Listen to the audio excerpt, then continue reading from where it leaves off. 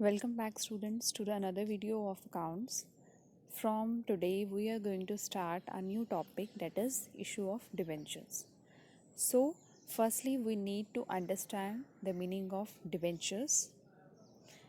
So ਬੱਚੇ ਸਭ ਤੋਂ ਪਹਿਲਾਂ ਸਾਨੂੰ ਡਿਬੈਂਚਰਸ ਦਾ ਮੀਨਿੰਗ ਪਤਾ ਹੋਣਾ ਚਾਹੀਦਾ ਹੈ ਕਿ ਡਿਬੈਂਚਰਸ ਕੀ ਹੈ।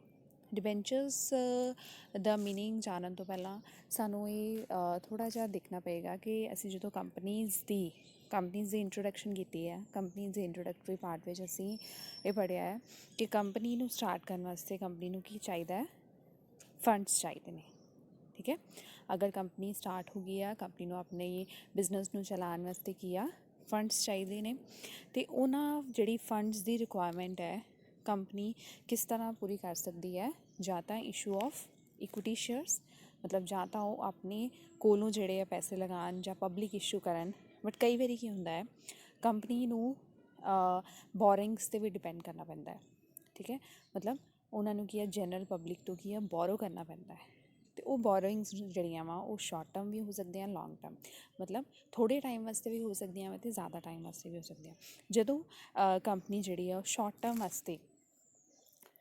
ਵਾਸਤੇ ਫੰਡਸ ਲਾਈਕ ਓਵਰਡਰਾਫਟ ਜਾਂ ਬਿਲ ਪੇਬਲ, ਠੀਕ ਹੈ, ਓਵਰਡਰਾਫਟ ਜਿੱਦਾਂ ਕੀ ਆ ਬੈਂਕ ਤੋਂ ਲੈ ਲੈਣਾ। ਠੀਕ ਹੈ, ਬੈਂਕ ਤੋਂ ਜਿੰਨਾ ਤੁਹਾਡੇ ਅਕਾਊਂਟ ਵਿੱਚ ਬੈਲੈਂਸ ਹੈ ਉਹ ਤੋਂ ਜਦੋਂ ਅਸੀਂ ਵੱਧ ਜਿਹੜਾ ਵਾ ਉਹ ਬੈਂਕ ਦਾ ਯੂਜ਼ ਕਰ ਲੈਂਦੇ ਹਾਂ, ਜਾਂ ਬਿਲਸ ਪੇਬਲ ਦੀ ਫੋਰਮ ਵਿੱਚ ਜਿਹੜਾ ਵਾ ਅਸੀਂ ਸ਼ਾਰਟ ਟਰਮ ਬੋਰਿੰਗਸ ਕਰ ਸਕਦੇ ਹਾਂ।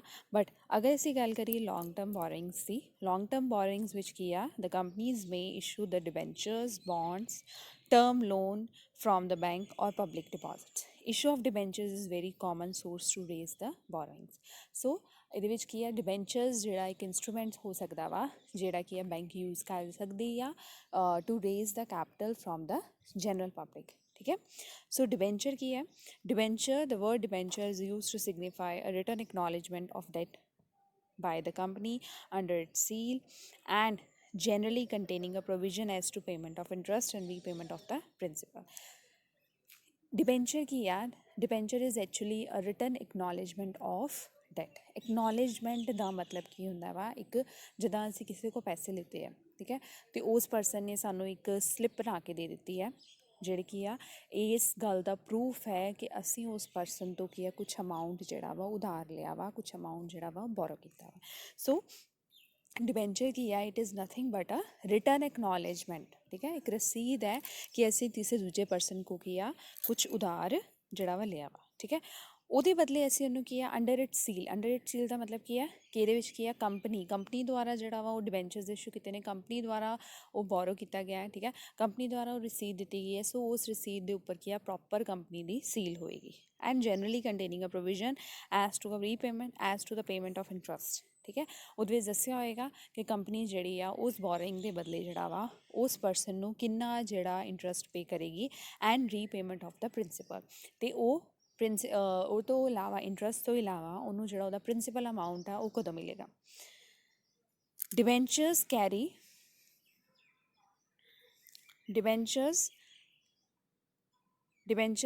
Interest at the certain percentage. ਠੀਕ ਹੈ, ਡਿਬੈਂਚਰਸ 'ਤੇ ਜਿਹੜਾ ਇੰਟਰਸਟ ਜਿਹੜਾ ਹੁੰਦਾ ਹੈ ਉਹ ਇੱਕ ਰਿਟਨ ਇੱਕ ਪਰਸੈਂਟੇਜ ਪਹਿਲੋਂ ਹੀ ਪ੍ਰੀ ਡਿਸਾਈਡਡ ਹੁੰਦੀ ਹੈ ਕਿ ਕਿਹੜੀ ਪਰਸੈਂਟੇਜ 'ਤੇ ਜਿਹੜਾ ਵਾ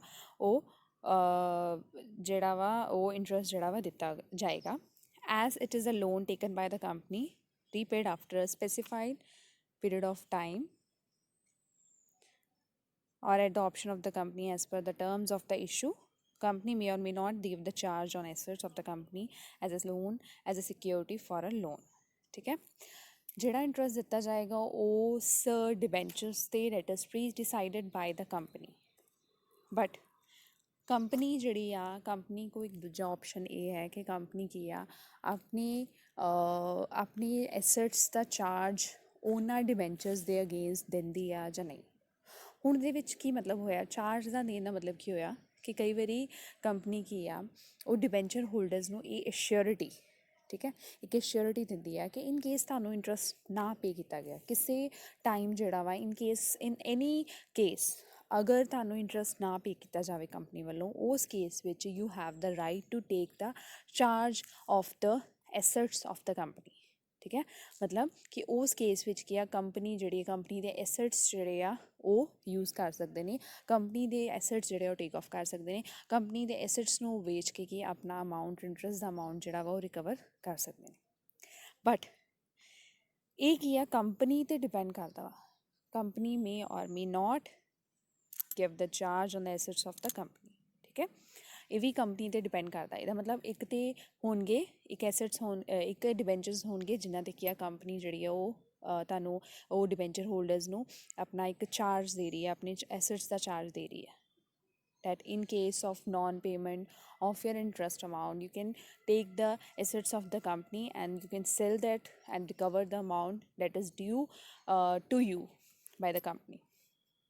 ਬਟ ਇੱਕ ਤਰ੍ਹਾਂ ਦੇ ਕਿ ਹੋਏ ਜਿਹਦੇ ਵਿੱਚ ਕੀ ਆ, ਕੰਪਨੀ ਨੇ ਉਹਨੂੰ ਆਪਸ਼ਨ ਨਹੀਂ ਦਿੱਤੀ, ਕੋਈ ਐਸੈਟਸ ਦਾ ਜਿਹੜਾ ਵਾ ਚਾਰਜ ਜਿਹੜਾ ਵਾ ਉਹ ਨਹੀਂ ਦਿੱਤਾ। ਸੋ ਨੈਕਸਟ ਦੇਖੋ ਜੀ, so section 2 subsection 30 of Indian companies act ਦੇ ਅਕੋਰਡਿੰਗ ਅਸੀਂ ਕਹਿ ਸਕਦੇ ਹਾਂ ਕਿ ਡਿਬੈਂਚਰਸ ਨੂੰ ਡਿਫਾਈਨ ਕੀਤਾ ਗਿਆ ਵਾ। Debentures include debenture stock, bonds or any other securities of the company whether constituting a charge on the assets of the company or not. ਠੀਕ ਹੈ, ਮਤਲਬ ਡਿਬੈਂਚਰਸ ਵਿੱਚ ਡਿਬੈਂਚਰਸ ਦਾ ਸਟਾਕ ਵੀ ਇੰਕਲੂਡ ਹੋ ਗਿਆ। ਸਟਾਕ ਇਹਦੇ ਵਿੱਚ ਜਿੱਦਾਂ ਲਾਈਕ ਅਸੀਂ ਸ਼ੇਅਰ ਸਟਾਕ ਕੀਤਾ ਸੀ ਨਾ, ਮਤਲਬ ਜੇ ਸ਼ੇਅਰਸ ਜਿਨ੍ਹਾਂ ਨੂੰ ਅਸੀਂ ਜਿਹੜੇ ਫੁੱਲੀ ਪੇਡ ਹੁੰਦੇ ਆ, ਜਿਨ੍ਹਾਂ 'ਤੇ ਸਾਰਾ ਅਮਾਊਂਟ ਜਿਹੜਾ ਵਾ ਉਹ ਪੇਡ ਕੀਤਾ ਜਾਂਦਾ ਵਾ, that is considered as a stock. ਠੀਕ ਹੈ, ਉਸੇ ਤਰ੍ਹਾਂ ਹੀ ਡਿਬੈਂਚਰਸ ਦੇ ਕੇਸ ਵਿੱਚ ਵੀ ਇੱਦਾਂ ਹੁੰਦਾ। ਡਿਬੈਂਚਰ ਸਟਾਕ ਦਾ ਕੀ ਮਤਲਬ ਹੈ, ਜਦੋਂ ਕੋਈ ਡਿਬੈਂਚਰਸ ਜਿਹੜੇ ਆ ਉਹਨਾਂ 'ਤੇ ਫੁੱਲ ਪੇਮੈਂਟ ਜਿਹੜੀ ਦਿੱਤੀ ਗਈ ਆ, ਉਹਨਾਂ ਨੂੰ ਅਸੀਂ ਕੀ ਆ ਇੱਕ ਸਟਾਕ ਦੇ ਵਿੱਚ ਜਿਹੜਾ ਵਾ ਉਹਨਾਂ ਨੂੰ ਅਸੀਂ ਕਨਵਰਟ ਕਰ ਦਿੰਦੇ ਹਾਂ।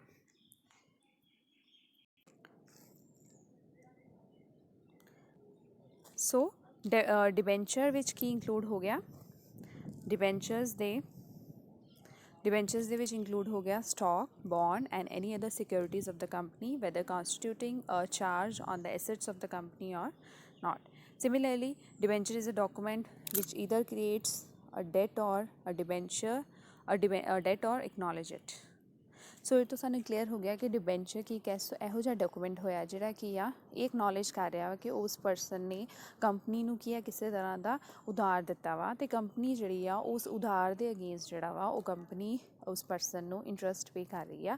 And it is up to the option, it is up to the company whether to give the charge of the assets to that person or not. ਠੀਕ ਹੈ, ਮਤਲਬ ਉਹ ਉਸ ਪਰਸਨ 'ਤੇ ਡਿਪੈਂਡ ਕਰਦਾ ਵਾ ਕਿ ਉਸ ਕੰਪਨੀ 'ਤੇ ਡਿਪੈਂਡ ਕਰਦਾ ਵਾ ਕਿ ਉਹ ਉਸ ਪਰਸਨ ਨੂੰ ਜਿਹੜਾ ਵਾ ਉਹ ਆਪਣੇ ਐਸੈਟਸ ਦੇ ਅਗੇਂਸਟ ਜਿਹੜਾ ਵਾ ਚਾਰਜ ਦੇ ਰਹੀ ਆ ਜਾਂ ਨਹੀਂ ਦੇ ਰਹੀ।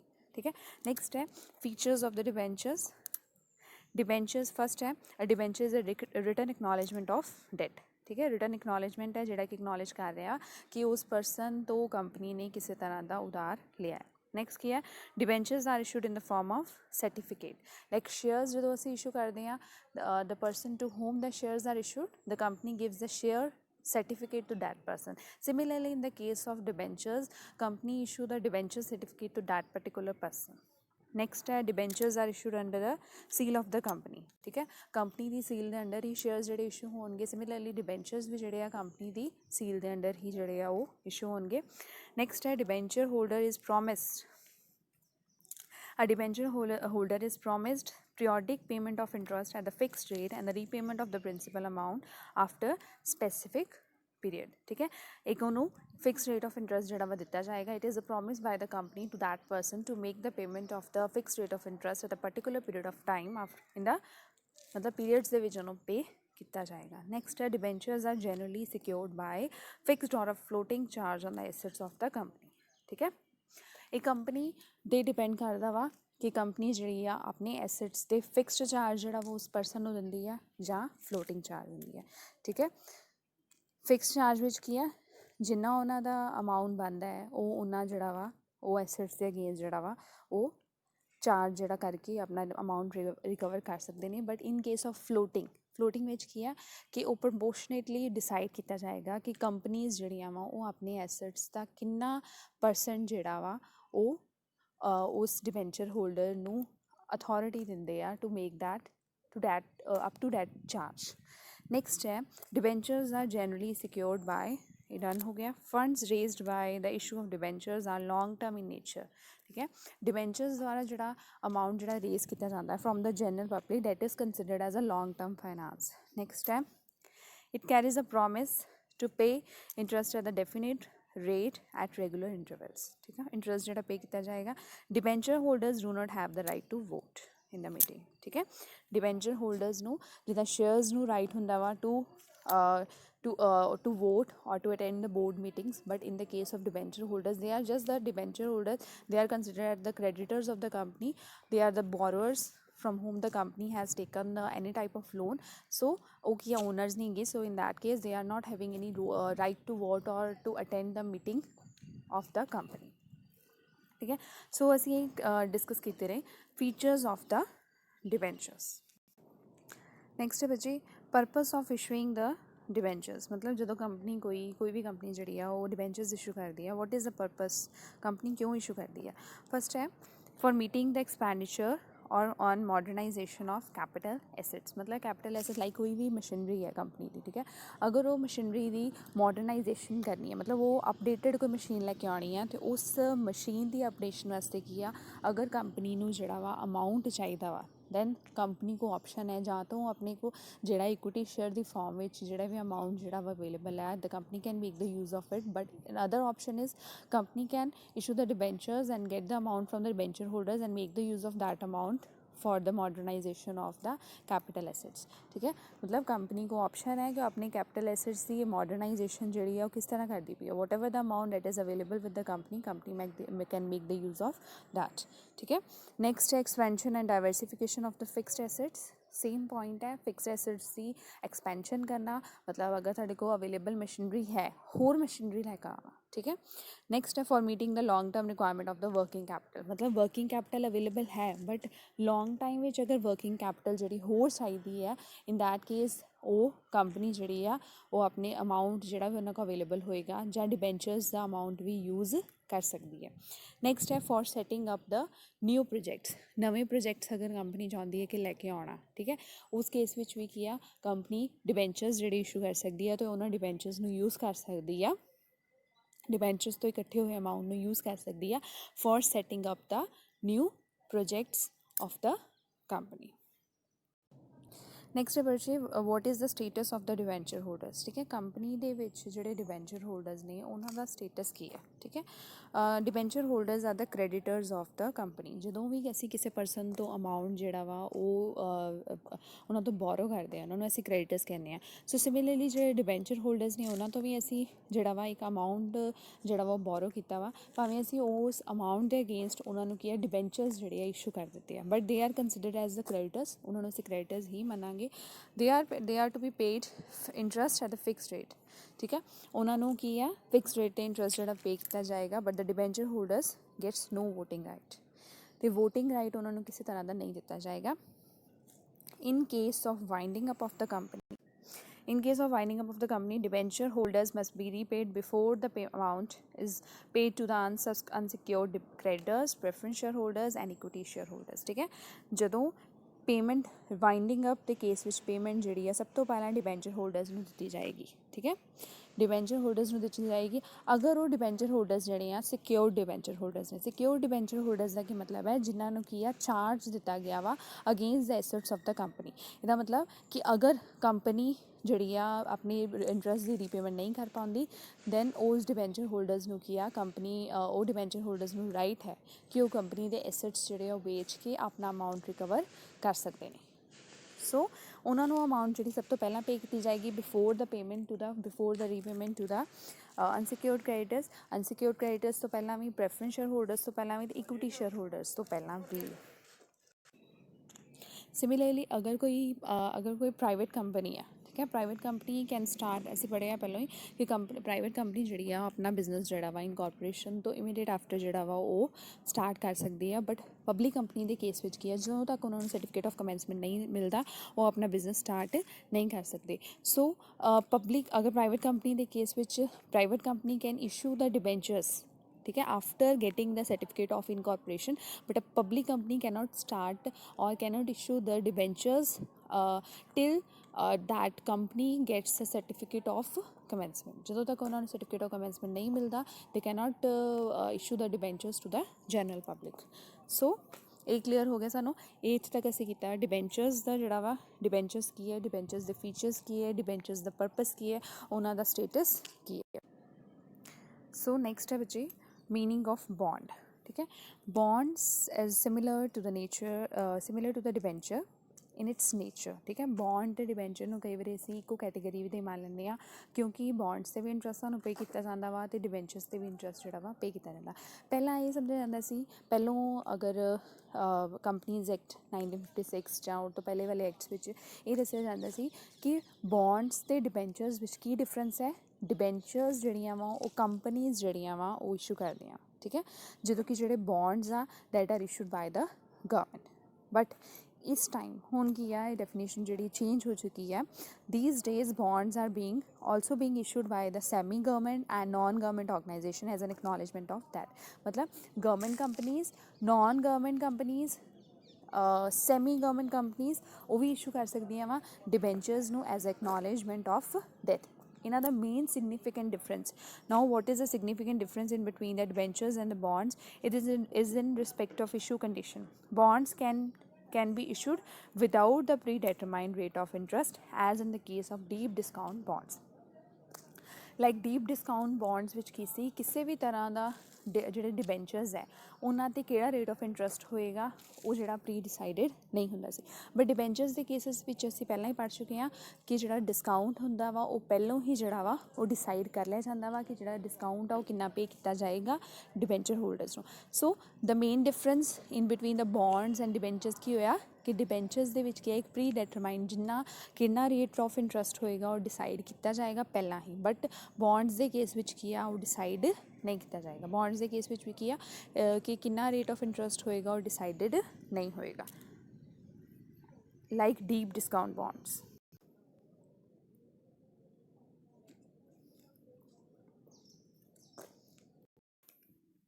ਸੋ ਨੈਕਸਟ ਬੱਚੇ ਚਾਰਜ ਦਾ ਕੀ ਮਤਲਬ ਹੁੰਦਾ ਹੈ। ਜਦੋਂ ਡਿਬੈਂਚਰ ਹੋਲਡਰਸ ਨੂੰ ਅਸੀਂ ਡਿਬੈਂਚਰਸ ਜਿਹੜੇ ਇਸ਼ੂ ਕਰ ਦਿੱਤੇ, ਜਿੱਦਾਂ ਕਿ ਡਿਬੈਂਚਰਸ ਨੂੰ ਨਾ ਇੱਕ ਹਿਸਾਬ ਦਾ ਅਸੀਂ ਕਹਿ ਸਕਦੇ ਹਾਂ ਕਿ ਲੋਨ ਹੈ ਜਿਹੜਾ ਕਿ ਅਸੀਂ ਡਿਬੈਂਚਰ ਹੋਲਡਰਸ ਤੋਂ ਕੀ ਆ ਲਿਆ ਵਾ। ਠੀਕ ਹੈ, ਨੋ ਡਾਊਟ ਅਸੀਂ ਉਹਨਾਂ ਨੂੰ ਫਿਕਸ ਰੇਟ ਆਫ ਇੰਟਰਸਟ ਜਿਹੜਾ ਵਾ ਪੇ ਕਰਨਾ ਵਾ, ਬਟ ਉਹ ਹਮੇਸ਼ਾ ਇੱਕ ਆਪਣੇ ਆਪ ਨੂੰ ਅਨਸਿਕਿਓਰਡ ਮਹਿਸੂਸ ਕਰਦੇ ਨੇ ਕਿ ਸਾਨੂੰ ਪਤਾ ਨਹੀਂ ਕਿ ਹਾਂ ਨੋ ਡਾਊਟ ਕਿ ਕੰਪਨੀ ਨੇ ਸਾਨੂੰ ਫਿਕਸ ਰੇਟ ਆਫ ਇੰਟਰਸਟ ਪੇ ਕਰਨਾ ਵਾ, ਬਟ ਹੋ ਸਕਦਾ ਵਾ ਕਿ ਕੱਲ੍ਹ ਨੂੰ ਕੰਪਨੀ ਜਿਹੜੀ ਆ ਕਿਸੇ ਤਰ੍ਹਾਂ ਦਾ ਕੰਪਨੀ ਜਿਹੜੀ ਆ ਧੋਖਾ ਕਰ ਲੈਂਦੀ ਆ ਜਾਂ ਕੰਪਨੀ ਜਿਹੜੀ ਜੈਨੂਅਨ ਨਹੀਂ ਨਿਕਲਦੀ, ਅਤੇ ਉਸ ਕੇਸ ਵਿੱਚ ਉਹ ਕੀ ਕਰਨਗੇ। ਠੀਕ ਹੈ, ਸੋ ਉਸ ਕੇਸ ਵਿੱਚ ਜਿਹੜਾ ਇਹ ਚਾਰਜ ਹੈ ਨਾ ਉਹ ਉਹਨਾਂ ਨੂੰ ਇੱਕ ਤਰ੍ਹਾਂ ਦੀ ਸਿਕਿਉਰਿਟੀ ਦਿੰਦਾ। ਚਾਰਜ ਦਾ ਮਤਲਬ ਇੱਥੇ ਕੀ ਹੈਗਾ ਵਾ ਕਿ ਕੰਪਨੀ ਜਿਹੜੀ ਆ ਉਹ ਡਿਬੈਂਚਰ ਹੋਲਡਰਸ ਨੂੰ ਇੱਕ ਰਾਈਟ ਦੇ ਦਿੰਦੀ ਹੈ। ਠੀਕ ਹੈ, ਇੱਕ ਰਾਈਟ ਦੇ ਦਿੰਦੀ ਹੈ ਕਿ ਹਾਂ ਇੰਨੀ ਸਪੈਸੀਫਿਕ ਪ੍ਰੋਪਰਟੀ ਜਿਹੜੀ ਹੈ ਸਾਡੀ ਉਹ ਜਿਹੜੀ ਹੈ ਤੁਸੀਂ ਉਹਦੇ ਅਗੇਂਸਟ ਜਿਹੜਾ ਵਾ ਅਸੀਂ ਤੁਹਾਨੂੰ ਇਹ ਡਿਬੈਂਚਰਸ ਜਿਹੜੇ ਇਸ਼ੂ ਕਰਨ ਲੱਗੇ ਹਾਂ।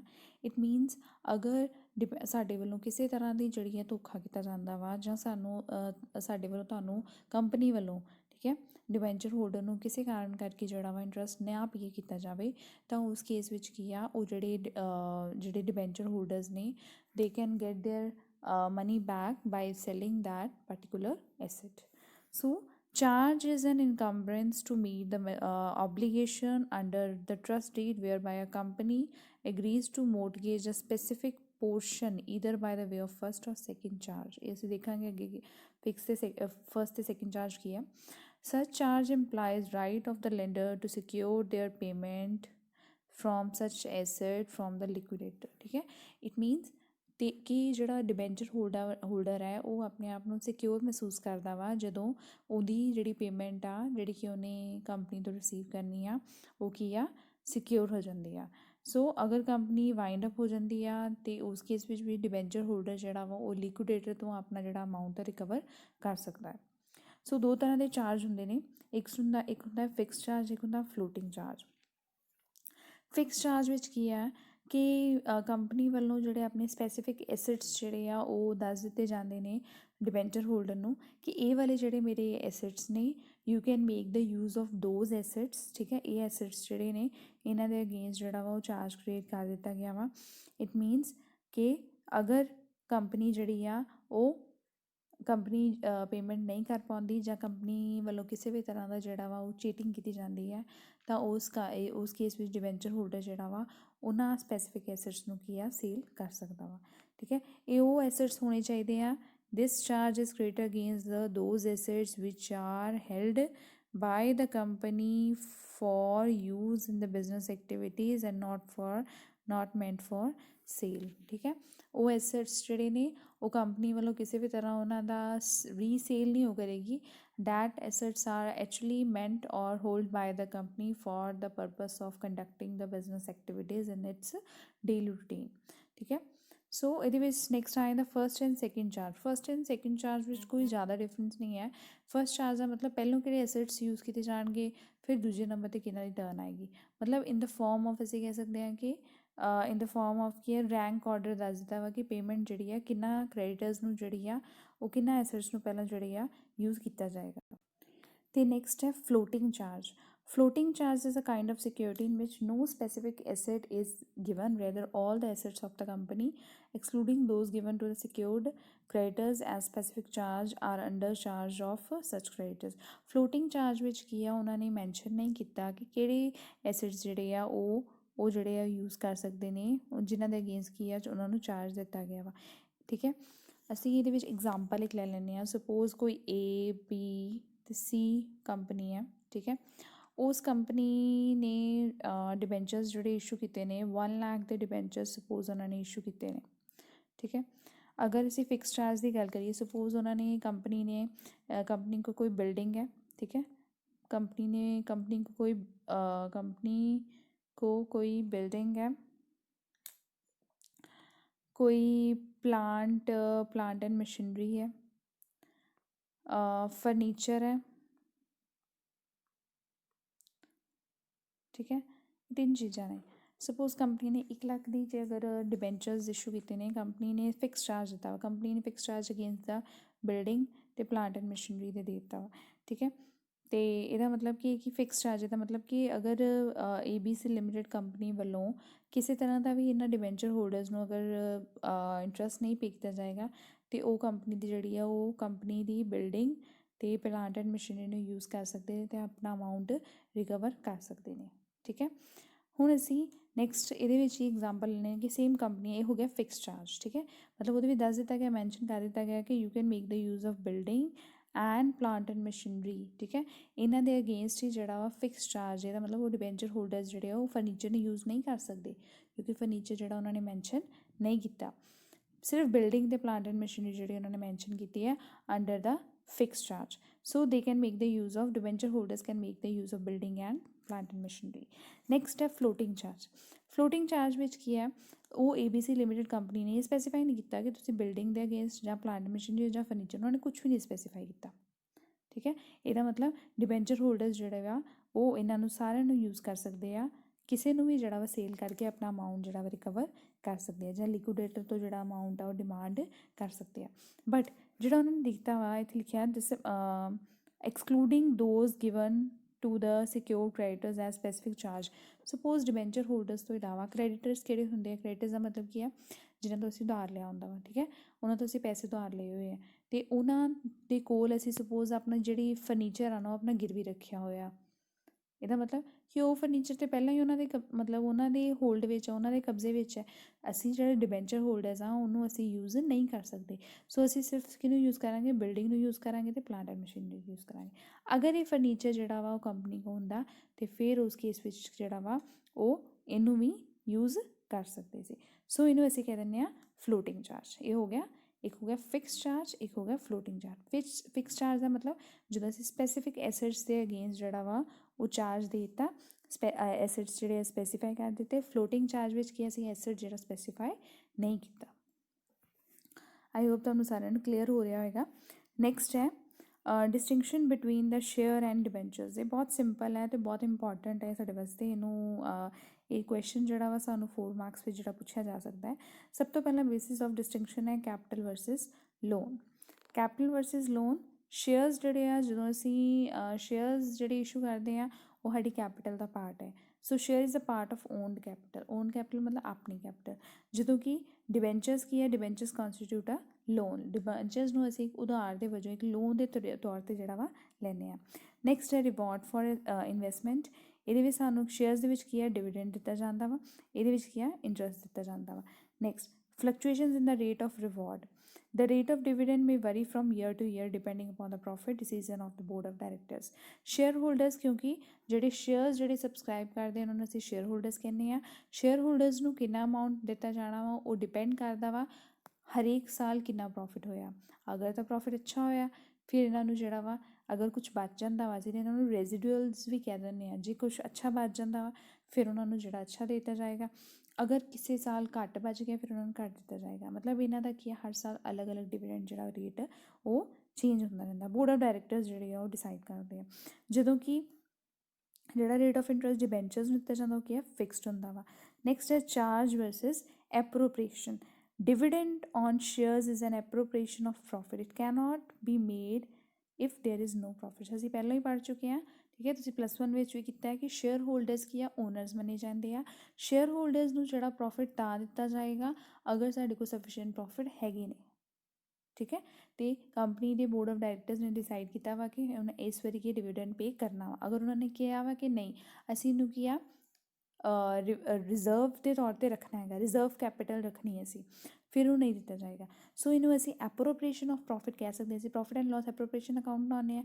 ਪ੍ਰੋਫਿਟ ਐਂਡ ਲੋਸ ਦੇ ਵਿੱਚੋਂ ਐਪਰੋਪ੍ਰੀਏਸ਼ਨ ਮਤਲਬ ਕਿ ਪ੍ਰੋਫਿਟ ਦਾ ਕੁਛ ਪਾਰਟ ਜਿਹੜਾ ਅਸੀਂ ਦੇਣਾ, ਅਸੀਂ ਇਹਨੂੰ ਚਾਰਜ ਨਹੀਂ ਕਹਿ ਸਕਦੇ, ਠੀਕ ਹੈ। ਇਹ ਕੀ ਆ, ਜਿਹੜਾ ਅਸੀਂ ਸ਼ੇਅਰ ਹੋਲਡਰਸ ਨੂੰ ਦਿੰਦੇ ਹਾਂ, share the dividend it is paid to the shareholders is an appropriation of the profit, whereas the interest on debentures is a charge against the profit. ਕਿਉਂਕਿ ਪ੍ਰੋਫਿਟ ਭਾਵੇਂ ਨਾ ਹੋਵੇ ਉਸ case ਵਿੱਚ ਵੀ ਸਾਨੂੰ ਜਿਹੜਾ ਵਾ ਉਹ ਇੰਟਰਸਟ ਜਿਹੜਾ ਵਾ ਉਹ ਦੇਣਾ ਹੀ ਪਏਗਾ।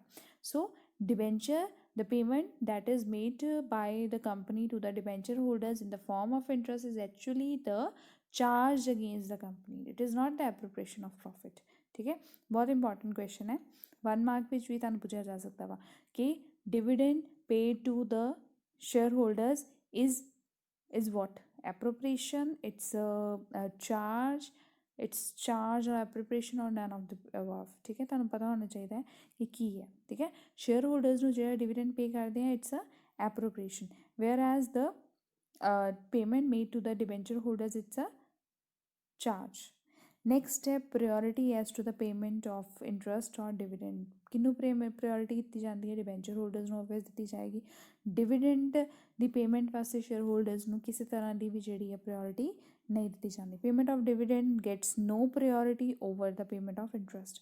ਹਮੇਸ਼ਾ ਡਿਬੈਂਚਰ ਹੋਲਡਰਸ ਨੂੰ ਕੀ ਹੈ, in the payment of interest they get the priority. Next ਹੈ priority as to the repayment of principal during the wind up. Similarly ਅਗਰ ਸਾਨੂੰ ਜਦੋਂ ਅਸੀਂ ਇੰਟਰਸਟ ਜਾਂ ਡਿਵੀਡੈਂਡ ਪੇ ਕਰ ਰਹੇ ਹਾਂ ਉਦੋਂ ਸਾਨੂੰ ਪ੍ਰਾਇਓਰਿਟੀ ਨਹੀਂ ਦਿੱਤੀ ਜਾ ਰਹੀ, ਕਿਹਨੂੰ ਨਹੀਂ ਪ੍ਰਾਇਓਰਿਟੀ ਦਿੱਤੀ ਜਾ ਰਹੀ? ਸ਼ੇਅਰ ਹੋਲਡਰ ਨੂੰ, ਠੀਕ ਹੈ। ਸ਼ੇਅਰ ਹੋਲਡਰ ਨੂੰ ਕਿਸੇ ਤਰ੍ਹਾਂ ਦੀ ਪ੍ਰਾਇਓਰਿਟੀ ਨਹੀਂ ਦਿੱਤੀ ਜਾ ਰਹੀ ਇਨ ਦਾ ਪੇਮੈਂਟ ਆਫ ਡਿਵੀਡੈਂਡ। ਸਿਮਿਲਰਲੀ ਜਦੋਂ ਵਾਈਂਡ ਅਪ ਹੋਏਗੀ, ਕੰਪਨੀ ਵਾਈਂਡ ਅਪ ਹੋਏਗੀ, ਉਸ ਕੇਸ ਵਿੱਚ ਵੀ ਜਿਹੜਾ ਡਿਬੈਂਚਰ ਹੋਲਡਰਸ ਨੂੰ ਜਿਹੜੀ ਆ ਉਹ ਪ੍ਰਾਇਓਰਿਟੀ ਦਿੱਤੀ ਜਾਏਗੀ ਅਤੇ ਉਹਨਾਂ ਨੂੰ ਪਹਿਲਾਂ ਪੇਮੈਂਟ ਹੋਏਗੀ, ਫਿਰ ਸ਼ੇਅਰ ਹੋਲਡਰਸ ਨੂੰ ਪੇਮੈਂਟ ਹੋਏਗੀ, ਠੀਕ ਹੈ। ਪਹਿਲਾਂ ਕਿਹਨਾਂ ਨੂੰ ਪੇਮੈਂਟ ਹੋਏਗੀ? ਡਿਬੈਂਚਰਸ ਨੂੰ ਪੇਮੈਂਟ ਹੋਏਗੀ, ਫਿਰ ਜਿਹੜਾ ਵਾ ਜੇ ਬਚੇਗਾ ਅਤੇ ਫਿਰ ਜਿਹੜਾ ਵਾ ਸ਼ੇਅਰ ਹੋਲਡਰਸ ਨੂੰ ਫਿਰ ਜਿਹੜੀ ਆ ਪੇਮੈਂਟ ਹੋਏਗੀ। So payment of share capital is made after the payment of debenture holders.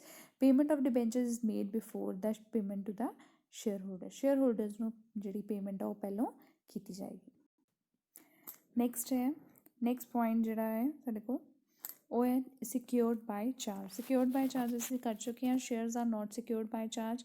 Share holders ਕੀ ਆ? ਓਨਰਸ ਆ, ਠੀਕ ਹੈ। ਉਹਨਾਂ ਨੂੰ ਅਸੀਂ ਓਨਰਸ ਬਣਾਤਾ, ਵੋਟਿੰਗ ਰਾਈਟ ਦੇਤਾ, ਅਸੀਂ ਉਹਨਾਂ ਨੂੰ ਡਿਵੀਡੈਂਡ ਪੇ ਕਰ ਰਹੇ ਹਾਂ। ਉਹਨਾਂ ਨੂੰ ਅਸੀਂ ਲਾਸਟ 'ਤੇ ਜੋ ਵੀ ਮਤਲਬ ਅਗਰ ਉਹਨਾਂ ਨੂੰ ਓਨਰਸ ਹੀ ਕਹਿ ਦਿੱਤਾ, ਉਹਨਾਂ ਨੂੰ ਵੋਟਿੰਗ ਰਾਈਟ ਦੇਤਾ ਤਾਂ ਮਤਲਬ ਉਹਨਾਂ ਨੂੰ ਇਹ ਵਾਲੇ ਰਾਈਟ ਅਸੀਂ ਦੇਤੇ ਆ ਅਤੇ ਅਸੀਂ ਉਹਨਾਂ ਨੂੰ ਕਿਸੇ ਤਰ੍ਹਾਂ ਦਾ ਵੀ ਐਸਟਸ ਦਾ ਚਾਰਜ ਜਿਹੜਾ ਵਾ, ਐਸਟਸ ਦੇ ਅਗੇਂਸਟ ਚਾਰਜ ਜਿਹੜਾ ਵਾ ਉਹ ਨਹੀਂ ਦੇ ਰਹੇ। ਨੈਕਸਟ ਹੈ ਡਿਬੈਂਚਰਸ ਦੀ ਕੇਸ ਵਿੱਚ ਅਗਰ ਅਸੀਂ ਦੇਖੀਏ ਤਾਂ non convertible debentures redeemed or after 18 months are secured by the charge, ਠੀਕ ਹੈ। ਡਿਬੈਂਚਰਸ ਜਿਹੜੇ ਆ ਅਸੀਂ ਸਿੰਪਲ ਵੀ ਲਿਖ ਸਕਦੇ ਹਾਂ, they are secured by the charge and whereas the shares are not secured by the charge. Next ਹੈ issue at discount. Shares ਨੂੰ ਅਸੀਂ ਕਦੇ ਵੀ ਜਿਹੜਾ ਵਾ discount except in the case of sweat equity shares ਨੂੰ ਅਸੀਂ discount 'ਤੇ ਇਸ਼ੂ ਨਹੀਂ ਕਰਾਂਗੇ। ਸਿਰਫ ਸਵੈਟ ਇਕੁਇਟੀ ਸ਼ੇਅਰਸ ਜਿਹੜੇ ਕਿ ਅਸੀਂ ਡਾਇਰੈਕਟਰਸ ਨੂੰ ਜਾਂ EMPLOYEES ਨੂੰ ਐਗਜ਼ਿਸਟਿੰਗ EMPLOYEES ਨੂੰ ਪੇ ਕਰ ਜਿਹੜੇ ਇਸ਼ੂ ਕਰਦੇ ਆ, ਸਿਰਫ ਉਹਨਾਂ ਨੂੰ ਜਿਹੜਾ ਵਾ ਉਹਨਾਂ ਦੇ ਕੇਸ ਵਿੱਚ ਜਿਹੜਾ ਵਾ ਉਹ ਸ਼ੇਅਰਸ ਜਿਹੜੇ ਆ ਡਿਸਕਾਊਂਟ 'ਤੇ ਇਸ਼ੂ ਹੋਣਗੇ, ਅਦਰਵਾਈਜ਼ ਇਹ ਜਿਹੜੇ ਆ ਡਿਸਕਾਊਂਟ ਇਸ਼ੂ ਨਹੀਂ ਹੋਣਗੇ। Whereas no restriction is imposed on the issue of debentures at the discount. Debentures ਦੀ ਅਗਰ ਅਸੀਂ ਡਿਬੈਂਚਰਸ ਨੂੰ ਇਸ਼ੂ ਕਰ ਵੀ ਦਿੰਦੇ ਹਾਂ ਡਿਸਕਾਊਂਟ 'ਤੇ, ਉਸ ਕੇਸ ਵਿੱਚ ਕੋਈ ਰਿਸਟ੍ਰਿਕਸ਼ਨ ਨਹੀਂ ਹੈਗੀ। ਨੈਕਸਟ ਹੈ ਵੋਟਿੰਗ ਰਾਈਟ। ਸ਼ੇਅਰ ਹੋਲਡਰਸ ਕੋ ਵੋਟਿੰਗ ਰਾਈਟ ਹੁੰਦਾ, ਡਿਬੈਂਚਰਸ ਹੋਲਡਰ ਕੋ ਵੋਟਿੰਗ ਰਾਈਟ ਨਹੀਂ ਹੁੰਦਾ। Convertibility, equity shares can never be convertible. Debentures ਨੂੰ ਅਸੀਂ ਕਨਵਰਟ ਕਰ ਸਕਦੇ ਹਾਂ into the shares. Clear. So next ਹੈ ਇੱਕ ਹਾਇਰ ਆਰਡਰ ਥਿੰਕਿੰਗ ਵਾਸਤੇ ਅਸੀਂ ਸੋਚਦੇ ਹਾਂ ਕਿ why an investor should invest in the shares rather in the debentures. ਕਿਉਂ ਇੱਕ ਡਿਬੈਂਚਰ ਹੋਲਡਰ, ਦੇਖੋ ਨਾ ਡਿਬੈਂਚਰ ਹੋਲਡਰਸ ਨੂੰ ਇੱਕ ਇੰਟਰਸਟ ਦੀ ਸ਼ਿਓਰਿਟੀ ਮਿਲ ਰਹੀ ਆ, ਸਿਕਿਉਰਿਟੀ ਮਿਲ ਰਹੀ ਆ, ਫਿਰ ਵੀ ਅਸੀਂ ਕਿਉਂ ਕਹਿੰਦੇ ਹਾਂ ਕਿ ਡਿਬੈਂਚਰ ਹੋਲਡਰਸ ਸਾਨੂੰ ਨਹੀਂ ਬਣਨਾ ਚਾਹੀਦਾ, ਸਾਨੂੰ ਸ਼ੇਅਰ ਹੋਲਡਰਸ ਬਣਨਾ ਚਾਹੀਦਾ ਵਾ। We should invest in shares rather in the debentures. ਕਿਉਂ? ਕਿਉਂਕਿ ਸਾਨੂੰ ਇੱਦਾਂ ਦੇ ਬੈਨੀਫਿਟ ਕਿਹੜੇ ਕਿਹੜੇ ਮਿਲਦੇ ਆ, ਇਨਵੈਸਟਰਸ ਗੇਟ ਦਾ ਬੈਨੀਫਿਟ। ਸਾਨੂੰ ਸ਼ੇਅਰ ਹੋਲਡਰ ਬਣ ਕੇ ਕਿਹੜੇ ਕਿਹੜੇ ਬੈਨੀਫਿਟ ਮਿਲਦੇ ਜਿਹੜੇ ਕਿ ਡਿਬੈਂਚਰਸ ਹੋਲਡਰ ਨੂੰ ਨਹੀਂ ਮਿਲਦੇ। Investor gate the benefit of controlling power, voting right ਆ ਜਾਂਦਾ ਵਾ, ਕੈਪੀਟਲ ਐਪਰੀਸੀਏਸ਼ਨ ਮਿਲਦੀ ਹੈ। ਠੀਕ ਹੈ। ਡਿਬੈਂਚਰ ਹੋਲਡਰਸ ਨੂੰ ਸਿਰਫ ਜਿਹੜਾ ਵਾ ਉਹਨਾਂ ਦਾ ਡਿਵੀਡੈਂਡ ਹੋਏਗਾ, ਫਿਕਸ ਰੇਟ ਆਫ ਡਿਵੀਡੈਂਡ ਹੋਏਗਾ, ਉਹੀ ਮਿਲੇਗਾ। ਵਾਈਂਡ ਅਪ 'ਤੇ ਉਹਨਾਂ ਦਾ ਪੈਸਾ ਵਾਪਸ ਦਿੱਤਾ ਜਾਏਗਾ। ਬਟ ਕੈਪੀਟਲ 'ਚ ਜਿਹੜੀ ਐਪਰੀਸੀਏਸ਼ਨ ਹੋਈ ਹੈ, ਕੰਪਨੀ ਨੂੰ ਅਲਟੀਮੇਟਲੀ ਲੌਂਗ ਟਰਮ ਵਿੱਚ ਜਿਹੜਾ ਪ੍ਰੋਫਿਟ ਹੋਏਗਾ। ਉਹਨਾਂ ਦੀ ਕੈਪੀਟਲ ਅਗਰ 1 ਲੱਖ ਦੀ ਕੈਪੀਟਲ ਦੇ ਨਾਲ ਕੰਪਨੀ ਸ਼ੁਰੂ ਕੀਤੀ ਹੈ, ਅਤੇ ਹੋ ਸਕਦਾ ਵਾ ਕਿ ਆਉਣ ਵਾਲੇ ਟਾਈਮ ਤੱਕ ਹੀ ਉਹਨਾਂ ਦੀ ਕੈਪੀਟਲ ਜਿਹੜੀ ਆ, ਆਥੋਰਾਈਜ਼ ਕੈਪੀਟਲ ਜਿਹੜੀ ਆ, ਕੈਪੀਟਲ ਦਾ ਬੇਸ ਜਿਹੜਾ ਵਾ ਉਹ 10 to 20 ਲੱਖ ਦਾ ਹੋਵੇ। ਉਸ ਕੇਸ ਵਿੱਚ ਕੀ ਆ, ਜਿਹੜੇ ਡਿਬੈਂਚਰ ਹੋਲਡਰਸ ਆ ਉਹਨਾਂ ਨੂੰ ਕਿਸੇ ਤਰ੍ਹਾਂ ਦੀ ਕੈਪੀਟਲ ਐਪਰੀਸੀਏਸ਼ਨ ਦਾ ਬੈਨੀਫਿਟ ਨਹੀਂ ਮਿਲਦਾ, ਜਦੋਂ ਕਿ ਸ਼ੇਅਰ ਹੋਲਡਰਸ ਨੂੰ ਕੀ ਕੈਪੀਟਲ ਐਪਰੀਸੀਏਸ਼ਨ ਦਾ ਬੈਨੀਫਿਟ ਮਿਲਦਾ। ਨੈਕਸਟ ਹੈ bonus shares are received from the company. Bonus shares ਕਿਹੜੇ ਸ਼ੇਅਰਸ ਹੁੰਦੇ ਆ, ਜਿਹੜੇ ਕਿ ਆ ਕੰਪਨੀ ਆਪਣੇ ਸ਼ੇਅਰ ਹੋਲਡਰਸ ਨੂੰ ਦਿੰਦੀ ਆ ਫ੍ਰੀ ਆਫ ਕਾਸਟ। ਠੀਕ ਹੈ। ਇਹੋ ਜਿਹਾ ਜਿਹੜਾ ਬੈਨੀਫਿਟ ਆ ਉਹ ਡਿਬੈਂਚਰ ਹੋਲਡਰਸ ਨੂੰ ਨਹੀਂ ਮਿਲਦਾ। High rate of dividend when the shares are where the huge profits. ਜਦੋਂ ਕੰਪਨੀ ਨੂੰ ਜ਼ਿਆਦਾ ਪ੍ਰੋਫਿਟਸ ਹੁੰਦੇ ਆ, there is a chances on the part of the debenture shareholders to get the high rate of dividend. Dividend received from the Indian companies is exempted from the income tax. ਜਿਹੜਾ dividend ਜਿਹੜਾ ਵਾ ਉਹ Indian companies ਅਸੀਂ receive ਕਰਦੇ ਹਾਂ, ਉਹ income tax ਤੋਂ exempt ਹੁੰਦਾ। ਇਸ ਕਰਕੇ ਵੀ ਜਿਹੜਾ ਵਾ ਅਸੀਂ ਚਾਹੁੰਦੇ ਹਾਂ ਕਿ we should be rather shareholder than the debenture holder. Next ਹੈ ਵਿੱਚ difference between the shareholder and debenture holder. ਠੀਕ ਹੈ। ਸਟੇਟਸ, ਸ਼ੇਅਰ ਹੋਲਡਰਸ ਓਨਰਸ ਨੇ, ਡਿਬੈਂਚਰ ਹੋਲਡਰਸ ਇੱਕ ਤਰ੍ਹਾਂ ਦੇ ਕ੍ਰੈਡੀਟਰਸ ਨੇ, ਜਿਨ੍ਹਾਂ ਨੇ ਸਾਨੂੰ ਲੈਂਡਰਸ ਨੇ, ਉਹਨਾਂ ਨੇ ਸਾਨੂੰ ਲੋਨ ਦਿੱਤਾ ਹੈ। Rate return on investment, return on investment dividend ਉਹਨਾਂ ਨੂੰ ਪੇ ਕੀਤਾ ਜਾਂਦਾ, ਉਹਨਾਂ ਨੂੰ ਸ਼ੇਅਰ ਹੋਲਡਰਸ ਨੂੰ ਅਸੀਂ ਡਿਵੀਡੈਂਡ ਪੇ ਕਰਦੇ ਹਾਂ, ਡਿਬੈਂਚਰ ਹੋਲਡਰਸ ਨੂੰ ਅਸੀਂ ਜਿਹੜਾ ਵਾ ਇੰਟਰਸਟ ਪੇ ਕਰਦੇ ਹਾਂ। ਠੀਕ ਹੈ। ਜਦੋਂ ਕੰਪਨੀ ਕੋਲ ਸਫੀਸ਼ੀਐਂਟ ਪ੍ਰੋਫਿਟ ਹੋਣਗੇ ਉਦੋਂ ਹੀ ਪੇ ਕਰੇਗਾ ਡਿਵੀਡੈਂਡ, ਅਦਰਵਾਈਜ਼ ਜਿਹੜਾ ਵਾ ਡਿਵੀਡੈਂਡ ਨਹੀਂ ਪੇ ਕਰਨਗੇ।